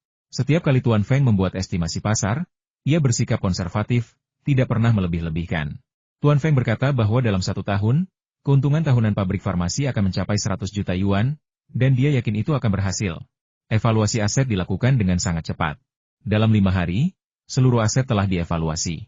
Aset milik negara dari 43 perusahaan tersebut setara dengan RMB 287,64 juta. Beberapa aset dimiliki oleh individu atau perusahaan lain, setara dengan RMB 11,27 juta. Feng Yu berpamitan dan kembali ke Harbin, mengundang Fu Guangzheng. Fu Guangzheng dan timnya jauh lebih profesional daripada Feng Yu dalam meninjau praktik penipuan dalam penilaian aset. Feng Yu juga merasa bahwa ia harus membentuk tim investasi khusus dan tidak meminta bantuan orang lain setiap saat, atau meninjau semuanya sedikit demi sedikit sendiri. Tampaknya kita perlu merekrut beberapa ahli investasi masa depan dari lulusan Universitas Waking tahun ini. Tim Fu Guangzheng sangat profesional. Mereka menggunakan beberapa metode peninjauan, dan kesimpulan akhir mereka sangat memuaskan Feng Yu. Penilaian aset secara umum sempurna. Meskipun beberapa bangunan dinilai sedikit lebih tinggi, bangunan-bangunan tersebut memiliki nilai historis yang signifikan, sehingga sulit untuk dinilai. Secara keseluruhan, laporan penilaian aset dapat diterima. Zhang Ruiqiang sebenarnya tidak menyuruh siapapun untuk melakukan trik dalam penilaian aset, yang membuat Feng Yu sangat tidak nyaman. Apakah Pak Tua Zhang sudah berubah emosinya? Total asetnya kurang dari 300 juta yuan. Jika Feng Yu ingin memegang 49% saham, ia harus mengeluarkan setidaknya 145 juta yuan tunai untuk membeli saham. Fu Guangzheng tidak berniat berinvestasi di perusahaan farmasi ini, ia hanya ingin membantu. Dia bertanya kepada Feng Yu apakah dia mendapatkan resep yang luar biasa. Namun, setelah Feng Yu mengungkapkannya, Fu Guangzheng butuh waktu lama untuk pulih. Resep-resep ini disebut mengisi kekosongan rumah tangga, ya? Mau untung dengan resep seperti ini? Kalau saja Feng Yu mengeluarkan resep khusus untuk penyakit umum, Fu Guangzheng pasti akan menawarkan investasi. Tapi Fu Guangzheng tidak tertarik dengan produk kesehatan seperti ini. Dia juga sangat sibuk. Feng Yu selalu bersikap lepas tangan, menyerahkan sebagian besar manajemen kepada Fu Guangzheng dan timnya. Hanya mengurus pabrik-pabrik cabang saja sudah cukup membuat Fu Guangzheng sibuk. Namun, Fu Guangzheng juga sangat senang, karena ini akan sangat meningkatkan kekuasaannya, menunjukkan kepercayaan Feng Yu kepadanya. Tentu saja, ini juga bisa jadi karena direktur keuangan masing-masing perusahaan adalah orang-orang Feng Yu. Ketika Feng Yu mengetahui bahwa Fu Guangzheng tidak berniat berinvestasi, dia tertawa dalam hati, berpikir bahwa dia tidak akan dapat berbagi keuntungan besar kali ini. Feng Yu meminta bantuan orang-orang Fu Guangzheng untuk mengevaluasi berapa nilai resep-resep yang dimilikinya. Resep-resep ini harus dikonversi menjadi aset, dan resep-resep ini juga merupakan sesuatu yang telah ia habiskan dengan biaya yang sangat besar untuk diteliti oleh para profesor dari Universitas Beijing. Anak buah Fu Guangzheng menatap Feng Yu dengan malu, lalu menatap Fu Guangzheng. Kalau ada pertanyaan, beritahu saja. Saya di sini untuk membantu Tuan Feng hari ini. Fu Guangzheng menundukkan kepala, memegang cangkir teh, tanpa menatap Feng Yu. Tuan Feng, dengan segala hormat, resep-resep ini sangat sulit untuk dievaluasi. Karena tidak menyembuhkan penyakit apapun, menurut pendapat kami, nilai resep-resep ini. Bagaimana kalau kami menerbitkan laporan penilaian senilai 100.000 yuan untuk setiap resep? Astaga, apa yang kau bicarakan? Setiap resep ini menghabiskan ratusan ribu, bahkan jutaan dolar. Para profesor universitas itu berani sekali meminta dana penelitian, dan mereka selalu meminta jutaan dolar. Padahal sebelumnya mereka hanya menerima dana puluhan ribu dolar di kampus. Resep-resep ini menghabiskan biaya hampir 10 juta. Dan kau bila nilainya kurang dari 1 juta? Melihat perilakumu, kau sebenarnya berbohong padaku, mempertaruhkan kariermu, dan memberiku perkiraan yang terlalu tinggi? Bercanda? Ya? Ini semua resep emas, tapi kalian benar-benar idiot. Pantas saja Fu Guangzheng menolak berinvestasi kali ini. Ternyata dia menganggap resep-resep ini tidak ada gunanya. Kalian semua pikir resep ini tidak berharga? Saya bilang, kalian semua salah. Catat perkiraan nilai masing-masing resep ini sebagai 1 juta dolar. Mereka semua menatap Feng Yu dengan kaget. Kau gila? Kau meminta kami menilai benda ini 1 juta dolar? Mungkinkah Tuan Feng telah berhasil melakukan PR dengan para pemimpin Harbin? Ada yang mencurigakan di sini? Saat ini, ada 5 resep. Feng Yu meminta perkiraan harga sebesar 5 juta. Berdasarkan nilai tukar saat ini sekitar 15,5, setiap resep akan bernilai lebih dari 5,5 juta RMB. Menurut Fu Guangzheng dan yang lainnya, kelima resep ini bernilai total kurang dari setengah juta RMB. Fu Guangzheng melihat tatapan Feng Yu yang bersikeras, berbalik dan berkata kepada bawahannya, apakah itu akan merepotkan? Kalau ada yang tahu serangan ini, Tuan Feng akan kena masalah, tapi itu bukan urusan kita. Lagi pula, mereka semua sekarang karyawan keluarga Fu, dan mereka tidak melakukan penilaian aset untuk perusahaan lain. Lagi pula, berada di Harbin tidak akan memengaruhi reputasi mereka di Hong Kong.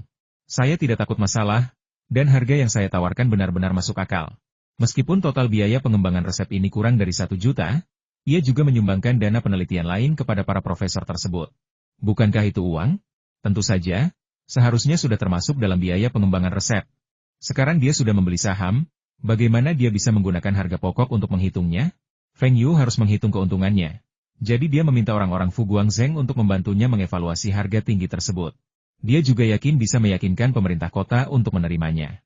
Ketika anggota kelompok kerja reformasi perusahaan Badan Pengawas Obat dan Makanan Kota melihat perkiraan harga resep yang diberikan Feng Yu, mereka berasumsi bahwa itu adalah obat mujarab untuk penyakit serius. Kalau tidak, mengapa harganya begitu mahal? Namun, setelah memeriksa fungsi dan indikasi obat dengan saksama, mereka menyadari bahwa pada dasarnya itu adalah obat yang berhubungan dengan kesehatan, atau lebih tepatnya, suplemen kesehatan. Formula suplemen kesehatan macam apa yang semahal itu? Isinya cuma kalsium, seng, darah, vitamin, DLL. Kenapa harganya sampai jutaan dolar? Saya belum pernah dengar resep seharga 1 juta dolar. Tahukah Anda berapa harga 1 juta dolar dan apa saja manfaatnya? Teriak wakil wali kota Li dengan marah. Feng Yu melirik wakil wali kota Li. Apakah 1 juta dolar itu banyak? Saya menyumbangkan sebuah gedung sekolah kepada kota tahun lalu. Dan sepertinya total nilainya lebih dari 2 juta dolar. Jika 1 juta dolar terdiri dari kertas dan pena seharga 100 yuan, tumpukannya akan setinggi dan sebesar ini. Feng Yu memberi isyarat sambil berbicara. Wakil wali kota Li hampir mati tersedak. Ia menyadari bahwa Feng Yu mungkin telah melihat lebih banyak uang daripada yang pernah dilihat pejabat terkemuka seperti dirinya. Saham perusahaan mesin itu sendiri bernilai lebih dari 1 miliar. Dia sekarang adalah pejabat senior di tingkat departemen. Sudah berapa lama sejak dia merasa kesal dengan tatapan seperti itu? Usia Feng Yu, khususnya, membuatnya sangat tidak senang, tetapi dia tidak dapat menemukan alasan untuk membantahnya. Sekalipun Anda pikir 1 juta dolar itu tidak banyak, Anda tidak bisa bilang resep Anda bernilai 1 juta dolar. Lagi pula, apakah ini resep? Jelas ini formula untuk suplemen kesehatan. Feng Yu menatap wakil wali kota Li sambil tersenyum. Wakil wali kota Li, pernahkah Anda mendengar tentang Wahaha Oral Liquid? Aku pernah mendengarnya. Ada apa? Wakil wali kota Li mengerutkan kening, tidak mengerti mengapa Feng Yu berkata begitu. Formula Wahaha Oral Liquid sedang dicari oleh lebih dari 1 orang. Penawaran terendah adalah 5 juta, dan tertinggi 10 juta. Bagaimana pendapat wakil wali kota Li tentang hal ini? Ngomong-ngomong, saya juga pemegang saham Wahaha, pemegang saham utama. Apa? Feng Yu ini juga pemegang saham utama Wahaha? Iklan Wahaha begitu agresif sehingga anak-anak pun tahu slogan minumlah Wahaha dan makananmu akan terasa lebih enak. Perusahaan ini pasti sangat menguntungkan. Tapi bukankah itu perusahaan di Hangzhou? Bagaimana mungkin Feng Yu menjadi pemegang saham utama? Itu cairan oral anak-anak, beda. Bantah wakil wali kota Li. Jadi, wakil wali kota Li, apa arti Wahaha pada dasarnya? Obat? Minuman? Atau suplemen kesehatan? Ini, seharusnya dianggap suplemen nutrisi, kan? Harga susu formulanya baru setinggi itu setelah Wahaha populer. Berapa harga susu formula itu sebelum menjadi populer di seluruh negeri? Lalu bagaimana wakil wali kota Li tahu bahwa obat-obatanku tidak akan populer di seluruh negeri? Tanya Feng Yu. Wakil wali kota Li terdiam setelah ditanyai Feng Yu. Zhang Ruiqiang akhirnya angkat bicara dan bertanya. Lalu kenapa menurutmu obatmu akan populer di seluruh negeri? Feng Yu menunjuk hidungnya dan berkata, karena ini produk saya. Mereka semua tercengang oleh pernyataan arogan Feng Yu. Apa maksudnya? Hanya karena itu produk Anda? Dijamin akan menjadi hit nasional? Tapi setelah dipikir-pikir, ternyata memang benar. Setiap produk yang diluncurkan Feng Yu sepertinya menjadi hit nasional. Dari kipas angin listrik plastik asli hingga pelembab udara, kipas angin tanpa bilah, dan sepeda motor merek Songjiang, semuanya terkenal secara nasional.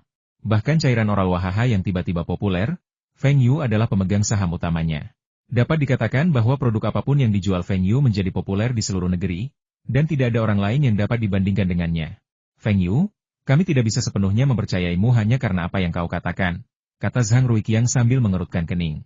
Feng Yu mengangguk. Wali kota Zhang ada benarnya. Kalian semua tidak penasaran kenapa saya bilang grup farmasi Harbin yang sudah merger akan meraup keuntungan tahunan 100 juta yuan dari sekarang?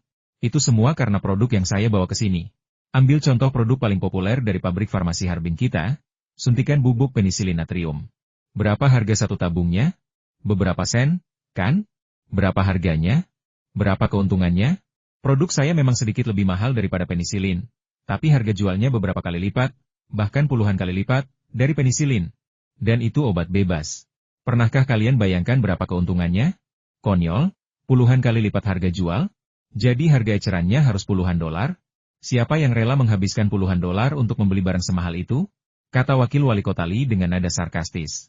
Feng Yu menatap Wakil Wali Kota Li dengan rasa ingin tahu. Wakil Wali Kota Li, rokok-rokok Harbin spesial di depanmu itu sepertinya tidak murah, ya? Dan termos yang kamu pakai sepertinya harganya puluhan yuan. Kamu punya rokok dan muk murah, jadi kenapa tidak kamu pakai saja? Apa maksudmu? Wakil Wali Kota Li menggebrak meja dan berteriak. Maksudmu aku korup dan menerima suap? Aku hanya menikmati hidup. Rokok dan gelas ini semua disediakan oleh pemerintah kota. Semua wakil wali kota punya standar yang sama, bukan cuma standarku. Maksud saya, selama produknya bagus, pasti ada sekelompok konsumen, berapapun harganya. Obat-obatan kami adalah obat-obatan yang berhubungan dengan kesehatan, yang dulu disebut tonik. Bukankah tonik mahal? Sekarang negara kita berkembang pesat dan kehidupan masyarakat semakin membaik. Tidakkah Anda ingin membeli tonik untuk merawat diri sendiri dan keluarga? Saya rasa Anda telah berkontribusi untuk Harbin, dan inilah yang pantas Anda dapatkan. Setelah mendengar apa yang dikatakan Feng Yu, Wakil Wali Kota Li merasa jauh lebih nyaman. Feng Yu melanjutkan, sama seperti Sangot Oral Liquid dan Sanzu Oral Liquid, bukankah kita akan sehat tanpanya? Tapi aku tidak perlu menjelaskan seberapa populer produk mereka. Kurasa semua orang di sekitarmu mengonsumsi produk-produk seperti ini, kan? Wakil Wali Kota Li menundukkan kepalanya dengan rasa bersalah, dan dia juga meminum cairan oral Dewa Matahari. Saya janji, kelima produk ini akan sukses nasional, bahkan mendunia. Kalau tidak bisa, saya akan pindahkan Wahaha ke Harbin. Jadi, resep-resep ini, 1 juta, hanyalah biayanya. Kalau ini begitu mudah dikembangkan, kenapa tidak ada satupun pabrik farmasi di Harbin yang mengembangkannya? Wahaha pindah ke Harbin? Mata mereka berbinar penuh harap. Seandainya Wahaha adalah perusahaan Harbin, pendapatan pajak tahunannya akan menjadi pendapatan yang sangat besar, dan sebuah pencapaian besar dalam menarik investasi. Zhang Ruiqi yang lalu berkata, Feng Yu, 1 resep seharga 5 juta RMB, 5 resep, totalnya 25 juta RMB. Kalau kamu setuju, aku akan membuat keputusan akhir sekarang juga. Feng Yu berpura-pura malu. Yah, tidak apa-apa kalau aku kalah sedikit. Lagi pula aku dari Harbin. Baiklah, kalau begitu, aku akan melakukan apa yang dikatakan Wali Kota Zhang. 5 resep seharga 25 juta RMB. Sebenarnya, Feng Yu sudah kegirangan sekali. Setelah nilai resep disepakati, aspek-aspek lain dari kesepakatan juga berjalan lancar. Feng Yu menggunakan 13 juta untuk mengakuisisi semua aset non-negara di anak perusahaan Badan Pengawas Obat dan Makanan, yang jumlahnya tetap 11,27 juta RMB. Feng Yu sudah mendapatkan kesepakatan yang bagus untuk resep tersebut, jadi ia tidak terlalu memikirkannya. Prioritas utamanya adalah kecepatan. Feng Yu bernegosiasi dengan kota untuk menggabungkan 43 perusahaan ini menjadi kantor pusat, beberapa pabrik farmasi, dan beberapa cabang. Perusahaan bahan obat Harbin digabung dengan 2 pabrik obat tradisional Tiongkok untuk membentuk pabrik farmasi Xiutang Group Farmasi Harbin. Pabrik farmasi Harbin nomor 1 hingga pabrik nomor 6, total 6 pabrik farmasi. Semuanya dipertahankan, dan beberapa pabrik farmasi kecil digabung untuk membentuk 6 pabrik cabang. Beberapa pabrik obat hewan digabung ke dalam pabrik obat hewan Grup Farmasi Harbin. Perusahaan komersial farmasi Harbin, perusahaan pemasok dan pemasaran, dan perusahaan lain yang bertanggung jawab atas penjualan digabung menjadi perusahaan perdagangan Grup Farmasi Harbin. Institut Penelitian Industri Farmasi Harbin dan Departemen Penelitian dari semua pabrik farmasi digabung menjadi Institut Penelitian Farmasi Grup Farmasi Harbin. Beberapa perusahaan teknik, perusahaan pengembangan real estate, dan perusahaan manajemen aset digabungkan untuk membentuk perusahaan pengembangan real estate Grup Farmasi Harbin. Beberapa aset bermasalah, industri yang terlilit utang, DSB, dipusatkan di bawah nama satu perusahaan, dilepaskan, dan diajukan ke bangkrutan. Inilah yang paling ditentang oleh pemerintah kota. Mereka yakin Feng Yu membunuh keledai itu setelah ia mencapai tujuannya, dan memberhentikan orang-orang yang telah memberikan kontribusi signifikan bagi perusahaan. Ini adalah kesalahan serius yang harus segera diperbaiki. Feng Yu menjelaskan bahwa mereka tidak akan diberhentikan. Setelah perusahaan bangkrut, para karyawan ini tidak akan kehilangan pekerjaan dan akan dipindahkan ke pabrik atau cabang farmasi lain. Tentu saja, semua kader terkemuka harus dikembalikan ke Badan Pengawas Obat dan Makanan untuk ditugaskan kembali. Mereka tidak bisa dijejalkan semua ke dalam Grup Farmasi Harbin, karena hal itu akan menimbulkan masalah serius karena banyak karyawan yang bekerja untuk satu posisi. Feng Yu pernah memainkan trik ini ketika ia masih di perusahaan mesin. Saya menginginkan para pekerja, tetapi saya tidak menginginkan para pemimpin, terutama para pemimpin yang bertanggung jawab atas urusan partai, yang pada dasarnya hanyalah omong kosong. Menurut Feng Yu, mereka kurang berguna dibandingkan pengurus serikat biasa. Bukan hanya gaji mereka yang tinggi, tetapi mereka juga harus memperhatikan berbagai tunjangan. Pangkat mereka memang ada. Gaji, tunjangan, dan pengeluaran lain untuk orang-orang ini saja sudah sangat besar. Meskipun membiayai mereka bukan beban berat bagi Feng Yu, hal itu membuatnya merasa sangat tidak bahagia. Belum lagi mereka hanya duduk diam tanpa melakukan apa-apa.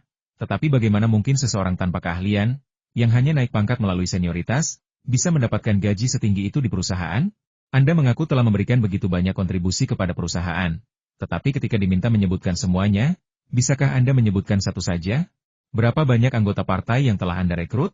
Lalu bagaimana dengan peran kepemimpinan yang seharusnya dimainkan oleh anggota dan kader partai? Sudahkah Anda memenuhi peran tersebut? Sudahkah Anda terlibat secara mendalam dalam produksi? Atau sudahkah Anda menemukan saluran penjualan yang baik untuk perusahaan?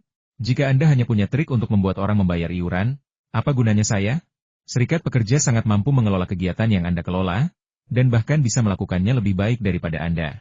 Dengan adanya serikat pekerja, dan setelah merger, posisi yang tersedia lebih sedikit. Banyak perwakilan hukum yang telah dihapuskan, dan bahkan tidak ada cara untuk mengaturnya. Setidaknya mereka memiliki sedikit pengalaman dalam manajemen, belum lagi Anda, yang memang pragmatis. Pak Feng, setelah merger, posisi yang tersedia berkurang, dan beberapa orang telah diserahkan ke pemerintah kota untuk direlokasi. Kami mengerti itu. Tapi Anda tidak bisa begitu saja memindahkan lebih dari 300 orang sekaligus, kan? Totalnya hanya ada 43 perusahaan. Dan Anda sudah memberhentikan 8 orang dari masing-masing perusahaan. Dari mana Anda bisa mendapatkan begitu banyak orang yang menganggur? Lagi pula, pemerintah kota tidak bisa mengaturnya. Kata wakil wali kota Li dengan marah. Kota tidak bisa membuat pengaturan apapun, dan tidak ada tempat bagi mereka di perusahaan. Setelah merger, termasuk cabang dan anak perusahaan, hanya akan ada 12 perusahaan. Wakil wali kota Li, tolong beritahu saya, bagaimana saya harus mengaturnya? 30 orang menganggur dalam satu perusahaan? Haruskah saya mendirikan perusahaan pensiun khusus untuk mendukung mereka? Mengapa sebelumnya tidak banyak perusahaan yang menghasilkan uang? Bukankah ini terkait dengan orang-orang ini? Saya harus menginvestasikan begitu banyak uang. Jika saya harus mendukung begitu banyak orang menganggur, pengeluaran tahunan saya akan meningkat lebih dari 1 juta. Kok bisa setinggi itu? Rata-rata gaji tahunan mereka kurang dari 2.000. Ya, kalau cuma soal gaji, boleh saja. Tapi bagaimana dengan tunjangan lainnya? Tahukah Anda apa yang mereka katakan saat survei? Mereka sudah mencapai level ini, dan mereka pantas mendapatkan tunjangan ini. Kalau orang-orang seperti ini saja yang ditugaskan di perusahaan, apa gunanya restrukturisasi? Kenapa restrukturisasi pabrik keramik, pabrik termos, dan pabrik sepatu kulit Harbin kita gagal? Itu karena manajemen awalnya masih sama, dan lebih dari 1 juta yuan dana kota terbuang sia-sia. Lebih dari 1 juta yuan, saya tidak peduli. Tapi lebih dari 100 juta, bagaimana mungkin saya tidak berhati-hati? Semua orang tahu contoh-contoh yang dikutip Feng Yu. Semuanya merupakan contoh beberapa restrukturisasi yang gagal selama beberapa tahun terakhir. Setelah dipikir-pikir dengan saksama, mereka menyadari bahwa memang benar seperti yang dikatakan Feng Yu, tim kepemimpinan pabrik-pabrik tersebut tetap tidak berubah. Feng Yu berpikir dalam hati, kita sekarang berada dalam ekonomi pasar, tetapi pemikiran mereka masih terjebak dalam era ekonomi terencana. Mereka hanya menunggu kota memberi mereka tugas. Tanpa tugas, mereka tidak tahu cara berproduksi. Dan jika mereka berproduksi, mereka tidak tahu cara menjualnya. Mereka bahkan tidak tahu produk apa yang populer di pasar. Jika mereka bahkan tidak mengerti pengemasan sederhana, bagaimana mungkin pabrik tidak gagal? Tapi dia hanya akan memikirkannya dan tidak akan mengatakannya keras-keras. Dia tidak akan memecat mereka semua. Itu tidak realistis. Bahkan di kehidupan sebelumnya, pada tahun 2010, memecat sekelompok besar orang tidak akan mudah. Faktanya, orang-orang ini punya satu kelebihan terbesar, kefasihan mereka. Bagaimana Sungold Oral Liquid tiba-tiba menjadi terkenal di masa lalu? Apakah karena iklan? Atau apakah produknya memang luar biasa? Tidak keduanya. Alasan dibalik popularitasnya adalah model penjualan langsung mereka yang gila-gilaan. Di kehidupan sebelumnya, Dewa Matahari memiliki puluhan ribu tenaga penjualan. Tujuan mereka adalah memiliki 100 tenaga penjualan di setiap kabupaten. Dan ada lebih dari 1.000 kabupaten di negara ini, ditambah kota Madya, totalnya, ada lebih dari 2.000. Meskipun mereka tidak berhasil memiliki 100 tenaga penjual di setiap kabupaten, mereka berhasil memiliki tenaga penjual di setiap kota, kecuali di daerah-daerah minoritas. Bisa dibilang, pada saat itu, kepadatan tenaga penjual mereka bahkan melebihi jumlah tukang pos di banyak daerah. Feng Yu juga berencana mencoba model penjualan langsung untuk produk kesehatan yang diproduksi oleh pabrik farmasi Harbin. Hal terpenting tentang penjualan langsung adalah kekuatan dalam jumlah. Mereka memang fasih, tetapi itulah pekerjaan para pembicara kosong itu. Banyak dari mereka telah melakukan ini sepanjang hidup mereka, membiarkan para pekerja berkorban, menerima lingkungan yang keras dan kehidupan yang keras, sementara mereka sendiri menikmati hidup. Feng Yu tidak perlu mereka melebih-lebihkan khasiat obatnya. Ini obat, bukan suplemen kesehatan. Meskipun harganya sedikit lebih mahal daripada obat biasa, keuntungannya tidak akan ratusan kali lipat seperti suplemen kesehatan. Orang-orang ini akan menjadi perwakilan penjualan perusahaan dagang di masa depan, dan kinerja mereka akan membuktikannya sendiri. Jika kinerja mereka buruk, mereka akan dipecat. Jika kinerja mereka bagus, Feng Yu bahkan mungkin bisa mengembalikan mereka ke posisi kepemimpinan. Tapi sekarang, dia masih belum bisa mengatakannya. Dia harus membiarkan kota berpikir bahwa Feng Yu telah membuat konsesi besar sebelum dia bisa membahas persyaratan lainnya. Pak Feng, kota ini tidak bisa menampung orang-orang ini. Semua perusahaan sudah digabung, dan Badan Pengawas Obat dan Makanan tidak punya banyak posisi. Dengan lebih dari 300 orang, kota ini benar-benar tidak bisa berbuat apa-apa. Baiklah, saya beri mereka kesempatan. Ini pengakuan terakhir saya. Saya seorang pengusaha. Tujuan investasi saya adalah menghasilkan uang, bukan menjadi filantropis. Feng Yu setuju untuk memberi orang-orang ini kesempatan dan membiarkan mereka bertanggung jawab atas penjualan produk perawatan kesehatan. Tidak ingin menjadi tenaga penjualan? Jika Anda ingin menjadi bos, jangan datang ke Harbin Pharmaceutical Group. Pemerintah kota akhirnya setuju, dengan harapan setidaknya itu akan menyelesaikan masalah ketenaga kerjaan mereka untuk sementara. Jika mereka tidak bisa beradaptasi dengan penjualan, pemerintah kota akan punya alasan. Mereka menugaskan Anda pekerjaan, jadi Anda tidak mampu melakukan tugas itu. Pemerintah kota tentu tahu bahwa perusahaan-perusahaan tersebut kelebihan staf dan membengkak, dan perlu belajar dari perusahaan asing dan mengurangi staf. Namun, mereka adalah pemerintah, dan mereka juga harus mempertimbangkan mata pencaharian orang-orang ini, sehingga banyak masalah yang tidak semudah diselesaikan di perusahaan swasta. Seluruh negeri sekarang seperti ini. Baru setelah Perdana Menteri yang bertangan besi berkuasa, reformasi perusahaan mulai mengambil pendekatan drastis. Mereka yang seharusnya bangkrut, ya bangkrut saja. Jangan sampai membebani kota. Memberi mereka dana relokasi agar mereka bisa mencari pekerjaan baru atau mendapatkan pekerjaan baru lebih baik daripada tidak dibayar dan harus tinggal di rumah seharian. Semua persyaratan dibahas satu persatu. Feng Yu tidak memaksakan sebagian besar masalah, hanya meminta jabatan wakil presiden perusahaan grup, dan tentu saja, hak veto atas keputusan manajemen. Ia juga menunjuk salah satu rekannya untuk menjadi direktur pabrik farmasi ke-6, yang memproduksi obat-obatannya. Wu Zigang kini memiliki identitas tambahan direktur pabrik farmasi ke-6 dari grup farmasi Harbin. Feng Yu memindahkan beberapa staf keuangan dari perusahaan permesinan dan kemudian menugaskan mereka untuk bekerja di perusahaan permesinan tersebut. Dengan demikian, staf keuangan tersebut tidak mengenal pimpinan perusahaan, sehingga mengurangi kemungkinan mereka berkolusi untuk memalsukan pembukuan. Saat ini, rekrutmen yang paling umum dilakukan perusahaan Taihua adalah untuk tenaga keuangan. Umumnya, selama pelamar melewati masa percobaan 3 bulan, gaji dan tunjangan yang ditawarkan cukup memuaskan. Sedangkan untuk posisi lain, rekrutmen jarang dilakukan. Bahkan penerjemah, yang sebelumnya langka, kini diam-diam dipekerjakan paruh waktu oleh beberapa editor dari Biro Urusan Luar Negeri sejak Sue. Sang penerjemah, mulai bekerja paruh waktu di perusahaan Taihua dan mendapatkan gaji yang baik. Namun, perusahaan perdagangan Taihua tetap hemat biaya. Biaya penerjemahan mereka jauh lebih murah daripada biaya profesor universitas, dan mereka ahli dalam penerjemahan bisnis semacam ini. Setelah semua persyaratan terkait disepakati, poin terakhir membutuhkan waktu paling lama untuk dibahas. Feng Yu meminta agar modal terdaftar perusahaan ditingkatkan menjadi 400 juta yuan. Ini akan menyediakan dana yang cukup untuk membeli peralatan dan bahkan mendatangkan formula farmasi dari luar negeri. Namun, pemerintah kota tidak setuju. Mereka yakin modal terdaftar sebesar 300 juta yuan sudah cukup. Dengan cara ini, Feng Yu dapat membayar sejumlah uang untuk membeli saham, dan pemerintah kota dapat mengambil lebih dari 100 juta yuan secara tunai. Namun, jika modal terdaftarnya adalah 400 juta, maka jumlah yang dapat diambil oleh kota akan jauh lebih sedikit, hanya sedikit di atas 60 juta, yang tidak sesuai dengan rencana mereka. Meskipun uangnya belum diterima, kota sudah merencanakan bagaimana cara membelanjakannya. Ketika Feng Yu mengetahui bahwa pemerintah kota telah merencanakan penggunaan uang tersebut, ia benar-benar terkejut. Mereka mengatakan pemerintah sering menghabiskan uang sebelum cukup, tetapi kali ini ia benar-benar melihatnya. Sial, kita bahkan belum selesai membahas ketentuannya. Dan kamu sudah menghabiskan semuanya? Tapi meskipun kita tidak membeli formula obat asing, kita tetap harus membeli peralatan laboratorium untuk produksi dan penelitian serta pengembangan obat, kan? Kita sudah punya beberapa, tapi sudah tua, tidak efisien, atau bahkan sudah usang. Namun, mereka telah merencanakan bagaimana menggunakan uang itu, yang memberi Feng Yu modal untuk mengajukan tuntutan. Modal terdaftar minimal harus 360 juta. Kota juga bisa menarik 100 juta tunai. Selain memungkinkan kembali para pekerja yang di PHK, masih banyak uang tersisa untuk keperluan lain. Kalau pemerintah kota masih tidak setuju, lupakan saja. Saya akan cari kota lain untuk diajak kerja sama. Pabrik farmasi kecil juga tidak masalah. Saya bahkan bisa memegang saham pengendali. Feng Yu bersandar di sofa, menyilangkan kaki, dan terus gemetar. Sepertinya dia pantas dipukuli. Wakil wali kota Li menjadi cemas. Kami telah membahas masalah ini dengan baik. Kami bahkan telah mengikuti instruksi Anda tentang merger dan restrukturisasi. Sekarang Anda mengatakan kepada kami bahwa Anda tidak akan bekerja sama?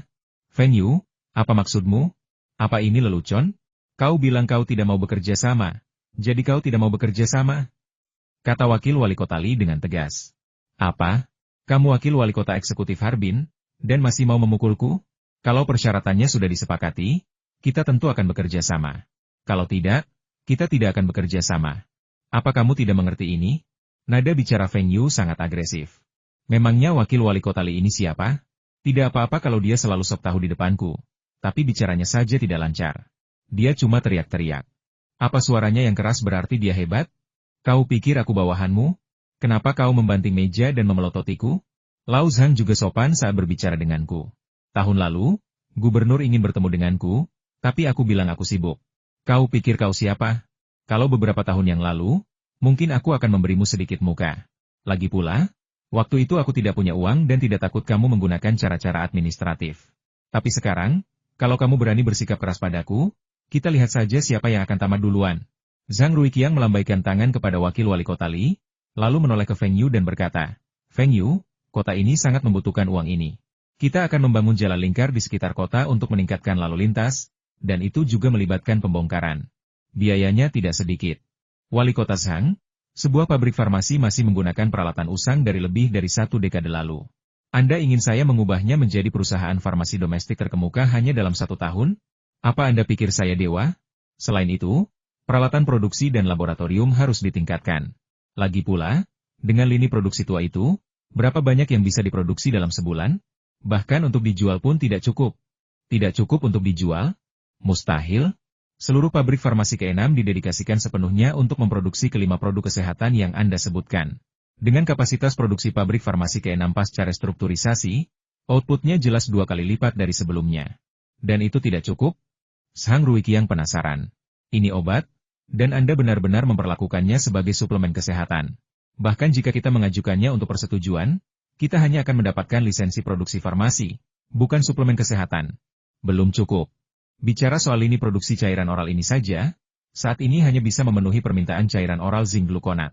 Saya juga berencana memproduksi cairan oral kalsium glukonat dan cairan oral penambah darah. Selain Super Gold Vita, lini produksi tablet ini juga memproduksi tablet kalsium tinggi. Kedepannya, kami juga akan memproduksi tablet kalsium glukonat dan tablet zinc glukonat. Coba hitung, kan? Apakah kapasitas produksi ini akan mencukupi? Kamu sudah membuatnya sebesar ini, bagaimana kalau kamu tidak bisa menjualnya? Wakil wali kota Li menyela dan bertanya. Jangan bilang tidak ada kemungkinan darurat. Bahkan jika situasi itu benar-benar terjadi, perusahaan perdagangan Taihuaku akan membeli semua obat yang tidak terjual. Feng Yu menatap wakil wali kota Li dengan provokatif. Apalagi yang ingin kau katakan? Wakil wali kota Li menahan napas sekali lagi. Menegosiasikan kontrak dengan orang sekaya itu sungguh menyebalkan. Sombong, terlalu sombong. Akhirnya, pemerintah kota menerima persyaratan Feng Yu. Modal terdaftar mencapai 360 juta yuan, dengan pemerintah kota memegang 51% saham. Feng Yu menyediakan resep dan dana, serta memegang 49% saham. Pabrik farmasi nomor 6 sepenuhnya berada di bawah kendali Feng Yu, dan pemerintah kota tidak diizinkan untuk ikut campur. Selain itu, peralatan produksi pabrik farmasi nomor 6 harus diganti dengan yang terbaru dan terbaik di dunia. Kedua perusahaan tersebut bergabung, dan Feng Yu menjadi pemegang saham terbesar kedua dari grup farmasi Harbin yang telah digabung. Namun, berita ini tidak banyak diketahui. Pemerintah tidak mau mengungkapkan informasi apapun kepada publik akhir-akhir ini, dan bahkan karyawan pabrik farmasi pun merasa puas mengetahui adanya pergantian kepemimpinan. Bahkan papan pengumuman pun tidak menampilkan foto wakil presiden Feng Yu. Setelah persyaratan disetujui, Feng Yu meminta Wu Zigang untuk memberitahu bengkel produksi pabrik farmasi nomor 6 untuk mulai memproduksi larutan oral seng glukonat, larutan oral penambah darah, tablet kalsium tinggi, dan vitamin Super Gold menggunakan peralatan lama. Jangan khawatir dokumen persetujuannya belum datang, dan kami tidak akan menjualnya sekarang. Setelah dokumen persetujuannya datang, kami tinggal mencetaknya di kemasan luar. Tujuannya sekarang adalah untuk stok. Setelah menyelesaikan masalah Harbin, Feng Yu kembali ke Beijing untuk kuliah. Ia bahkan tidak berani memberitahu orang tuanya tentang kepulangannya ke Harbin. Jika mereka berdua tahu, mereka mungkin akan bergegas ke Harbin dan menyeret Feng Yu kembali ke Universitas Beijing. Ketika Tianlei melihat Feng Yu muncul di asrama, ia tampak lega. Kakak keempat, akhirnya kau kembali. Konselor sudah mencarimu beberapa kali. Kalau kau tidak kembali, konselor bilang kau tidak akan bisa lulus. Aku sudah meneleponmu beberapa kali. Kenapa kau tidak menelepon konselor? Aku terlalu sibuk dan lupa. Jangan khawatir, aku yakin aku akan lulus dengan sukses. Ngomong-ngomong, kelas apa yang ada di sore hari ini? Tianlei menepuk kepalanya dan berkata, Si Tua 4, kamu bingung. Hari ini akhir pekan dan kita tidak ada kelas. Hari ini akhir pekan? Oh, aku terlambat. Baiklah, aku harus pergi ke universitas normal. Feng Yu kemudian teringat bahwa ia telah berjanji pada Lina untuk mengunjunginya di akhir pekan. Hei, tunggu sebentar. Kamu yang nyetir? Tolong antar aku. Harus diakui, sejak acara sosial asrama terakhir, Tianlei semakin dekat dengan gadis dari asrama Lina, sementara yang lain tidak banyak kemajuan, dan sepertinya tidak ada banyak harapan. Tianlei berasal dari Beijing, akrab dengan kota itu, dan bersedia menghabiskan waktu bersama orang lain, tidak seperti yang lain yang bahkan tidak mau repot-repot menelepon, apalagi berinisiatif untuk pergi ke universitas normal dan mengajak mereka berkeliling Beijing. Mereka selalu berebut ingin pergi ke rumah Feng Yu untuk menonton video. Favorit mereka adalah film laga romantis. Bahkan siswa berprestasi pun manusiawi, terutama mereka yang masih beranjak remaja. Sayangnya, Feng Yu tidak punya banyak stok video, dan mereka sudah menonton beberapa rekaman itu beberapa kali. Feng Yu membenci orang-orang ini. Mereka jelas-jelas ahli dalam bidang akademik, memiliki aura kekaguman yang mendalam, tetapi mereka tidak tahu bagaimana memanfaatkannya. Apa gunanya menonton ini? Tentu saja, sensasi sesungguhnya adalah mempraktikannya. Belajarlah dari Bos Tianlei dan lihatlah dia. Feng Yu memperkirakan paling lambat semester depan, dia pasti bisa memikat gadis itu, dan mereka berdua akan sukses besar. Setelah tiba di universitas normal, Feng Yu menelepon Lina dan memberitahunya bahwa dia ada di bawah, dan meminta Lina untuk memanggil pacar Tianlei juga. Melihat Feng Yu, Lina dengan senang hati menghambur ke pelukan Feng Yu. Feng Yu ingin memeluk dan menciumnya, tetapi Lina mengelak. Ini kampus. Tianlei pergi ke perpustakaan bergandengan tangan dengan pacarnya. Konon, Tianlei ingin memberi pacarnya les matematika. Feng Yu tercengang. Alasan ini terlalu bagus. Tapi kalau dipikir-pikir, Tianlei membawa buku teks kalkulus saat datang. Mungkinkah Tianlei benar-benar datang ke sini untuk memberi rekannya pelajaran tambahan? Tianlei benar-benar hebat. Dia sering datang untuk mengajari Qingqing. Cekak Qingqing itu bodoh. Kalau dia belajar sekeras kamu, apa dia butuh les tambahan? Lagi pula, kalau dia punya pertanyaan, apa dia bisa langsung tanya gurunya? Lina memutar matanya ke arah Feng Yu dan berkata pelan, apa kau benar-benar berpikir Qingqing buruk dalam matematika? Dia adalah peraih nilai tertinggi di jurusan kita di akhir semester lalu. Sialan, Qingqing jago banget. Bos Tian, TSK aku takut kamu bakal dimakan sampai mati nanti. Feng Yu dan Lina juga berjalan bergandengan tangan di kampus universitas normal. Universitas tidak seperti SMA, di mana pacaran dilarang. Ada banyak pasangan seperti Feng Yu dan Lina. Namun, saat itu, adat istiadat tidak seterbuka generasi-generasi selanjutnya. Bergandengan tangan dianggap sebagai gestur paling intim. Soal berciuman di depan orang lain, atau bahkan melakukan sesuatu yang lebih menarik di sudut ruangan, Feng Yu belum pernah melihatnya. Yah, mungkin karena terlalu dingin. Hal semacam ini terkadang disebabkan oleh cinta. Dahulu kala, ada wanita-wanita dari keluarga kaya yang diam-diam bertemu dengan cendekiawan miskin di hutan dekat sungai dan hamil. Belum lagi saat ini. Feng Yu sebenarnya sudah memikirkan sesuatu yang begitu menarik. Tapi dia tahu Lina pasti tidak akan setuju. Dia juga khawatir kalau ada yang melihatnya, dia pasti akan dikeluarkan dari sekolah. Saya tidak takut memecatnya, tetapi saya tidak mampu kehilangan muka di hadapannya. Meskipun Feng Yu memiliki beberapa pengetahuan dari kehidupan sebelumnya, yang memungkinkannya selalu menghasilkan uang saat berbisnis, setiap negosiasi sangat melelahkan. Di kehidupan sebelumnya, ia adalah seorang pialang keuangan dan belum pernah memiliki perusahaan sendiri. Ia bahkan belum pernah terjun ke sebagian besar industri yang saat ini digelutinya. Setiap kali bernegosiasi dengan seseorang, ia merasa lelah. Bukan secara fisik, melainkan mental. Ia juga sempat berpikir, apakah, seperti kata ayahnya, punya cukup uang untuk dibelanjakan sudah cukup. Namun, setiap kali ia memikirkan para pengusaha asing di kehidupan sebelumnya yang telah membuat masalah di Tiongkok, menggunakan berbagai cara untuk meraup keuntungan dari Tiongkok, bahkan merusak lingkungan dan mencuri informasi teknis, ia merasa tak sanggup berhenti. Karena Tuhan telah memberinya kesempatan kedua, ia memutuskan untuk berbuat sesuatu bagi negaranya. Misalnya, ia dapat merevitalisasi industri otomotif, elektronik, dan farmasi Tiongkok. Di kehidupan sebelumnya, sebagian besar suplemen kesehatan yang dijual di Tiongkok adalah merek asing. Mengapa di kehidupan ini tidak bisa dijual di luar negeri? Mimpi-mimpi ini memberi Feng Yu motivasi untuk terus maju. Segalanya semakin menumpuk, dan Feng Yu semakin sibuk. Hanya ketika bersama Lina, ia bisa melupakan semua kesibukannya. Bahkan sekadar berjalan-jalan di kampus bersama Lina saja sudah membuatnya merasa sangat nyaman. Keduanya berjalan ke pavilion kecil, duduk di kursi, memandang pemandangan di kejauhan, dan mengobrol pelan. Lina seringkali dengan santai membantu Feng Yu merapikan pakaiannya dan bercerita tentang hal-hal kecil yang membahagiakan dalam hidupnya. Teman sekelas mana yang ngiler di kelas, teman sekelas mana yang benar-benar mendengkur, teman sekelas mana yang membeli pulpen yang sangat indah, dan sebagainya. Namun, bahkan hal-hal kecil ini pun, Feng Yu mendengarkannya dengan penuh minat. Angin sepau-sepau bertiup, mengacak-acak rambut panjang Lina. Feng Yu dengan lembut membantunya merapikan rambutnya, dan Lina tersenyum manis. Cuaca di Beijing jauh lebih hangat daripada di Harbin. Harbin masih sangat dingin, sementara suhu di Beijing sudah di atas 0. Saat ini Beijing tidak berkabut, langit masih biru, dan matahari menyinari tubuh, hangat dan mengantuk. Feng Yu sudah memejamkan mata dan berbaring di pangkuan Lina. Lina dengan lembut mengusap pelipis Feng Yu sambil tersenyum bahagia. 1 jam berlalu sebelum Feng Yu terbangun. Ketika ia berdiri, kaki Lina masih terasa mati rasa.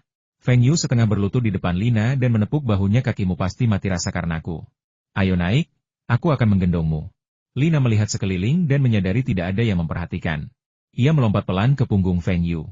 Ia memeluk Feng Yu, merapatkan tubuhnya ke punggung Feng Yu, dan menyandarkan dagunya di bahu Feng Yu. Udara panas dari mulutnya menerpa telinga dan pipi Feng Yu. Mungkin bosan? Lina menarik sehelai rambutnya dan dengan lembut menggelitik telinga Feng Yu. Melihat Feng Yu mengecilkan lehernya agar tidak digelitik, Lina tertawarnya. Feng Yu mencubit pantat Lina dengan tangannya, dan Lina langsung berhenti. Ia meletakkan tinjunya di bahu Feng Yu dan berkata dengan genit, menjijikan. Feng Yu berkata sambil menyeringai, aku membencimu? Apa kau memujiku karena bersikap ramah dan tak pernah bosan menatapku? Lina, benci. Itukah penjelasannya? Sore itu, Feng Yu kembali ke CCTV. Ia sudah sering ke sana sehingga para petugas CCTV mengenalinya. Seperti biasa, mereka menyelipkan sebungkus rokok melalui pintu tanpa jejak, dan mobil Feng Yu akan langsung masuk, tanpa perlu izin. Apakah Direktur Cheng ada di sini? Feng Yu masuk ke Departemen Periklanan. Tahun lalu, namanya masih Departemen Periklanan.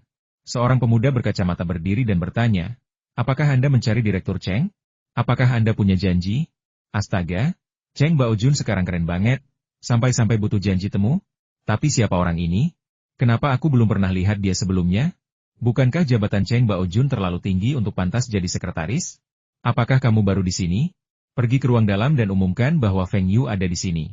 Feng Yu duduk di meja kerja orang lain tanpa sopan santun, seolah-olah ini adalah kantornya sendiri. Pemuda itu agak malu. Siapa orang ini? Ada rapat di departemen hari ini, dan dia adalah pegawai pindahan baru, yang tetap tinggal untuk bertugas. Direktur Cheng sedang rapat, dan tidak ada orang lain di sini. Bagaimana kalau Anda kembali besok?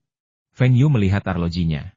Baru lewat pukul 2, dan masih ada beberapa jam lagi sebelum pulang kerja. Kenapa rapatnya lama sekali? Aku tunggu di sini saja. Kurasa sebentar lagi selesai. Kamu punya air? Ya, aku akan membuatkanmu teh. Pemuda itu melihat sikap Feng Yu dan mengira ia mungkin putra seorang pemimpin. Ia tak mampu menyinggung orang seperti itu. Ia akhirnya diterima di perusahaan sebaik ini, jadi ia sama sekali tak ingin dipecat hanya karena masalah sepele seperti itu. Ketika Cheng Baojun dan yang lainnya kembali dari rapat, mereka melihat Feng Yu duduk di kursi di kantor besar dengan kaki disilangkan, minum teh dan makan biji melon. Cheng Baojun sangat marah. Ini kantor. Apa pantas makan biji bunga matahari? Ia memelototi rekan barunya. Kau bahkan tidak tahu cara menghentikannya? Pemuda itu merasa sedikit gugup ketika melihat ekspresi pemimpinnya. Ia tidak menyangka Feng Yu tiba-tiba mengeluarkan segenggam biji bunga matahari dari sakunya, mulai mengunyahnya, dan bahkan bertanya apakah ia mau. Melihat sikap Feng Yu, ia tidak berani menghentikannya. Direktur Cheng, rapat Anda memakan waktu cukup lama. Feng Yu melihat arlojinya. Sudah pukul 4. Pasti akan ada banyak omong kosong, atau kalimat dengan ini, itu. Akan menjadi 5 kalimat. Ketika kami mengadakan rapat, kami selalu berusaha agar rapatnya singkat dan efisien. Cheng Baojun menatap Feng Yu tanpa daya. Departemen kami sedang mengadakan rapat untuk membahas masalah pekerjaan. Apakah kami harus melaporkan durasinya kepada Anda? Tuan Feng, Anda berasal dari mana? Oh, kudengar CCTV punya beberapa program baru. Sepertinya ada lebih banyak iklan, kan? Mata Cheng Baojun berbinar, Bos Feng ingin membeli iklan lagi? Baiklah, beritahu aku iklan apa yang sedang tayang sekarang. Ceritakan semuanya. Kalau kamu tertarik, aku akan beli banyak. Feng Yu memutar bola matanya ke arah Cheng Baojun. Baru sekali. Kalau aku tidak sedang beli iklan, buat apa aku di sini? Ngobrol denganmu? Tuan Feng, silakan duduk di dalam bersama saya. Xiao Wang, buatkan teh. Lauli, bawakan saya formulir statistik untuk sisa waktu iklan kita. Feng Yu mengambil biji melon yang tidak dimakan di atas meja dan berjalan gontai ke kantor Cheng Baojun. Pemuda baru itu tercengang. Seseorang memberitahu dia bahwa itu adalah Tuan Feng dari perusahaan Taihua. Dia telah membayar biaya iklan CCTV paling banyak dalam 2 tahun terakhir, dan dia tidak pernah menawar. Bahkan, standar biaya iklan CCTV didasarkan pada kesediaan Tuan Feng untuk membayar. Tuan Feng juga memiliki hubungan baik dengan pimpinan stasiun. Dia mensponsori gala malam tahun baru kami tahun ini. Feng Yu memasuki kantor Cheng Baojun dan mendapati Cheng Baojun sedang menatap tangannya. Direktur Cheng, apakah Anda ingin biji melon? Feng Yu menyerahkan biji melon di tangannya. Cheng Baojun terdiam. Bukan.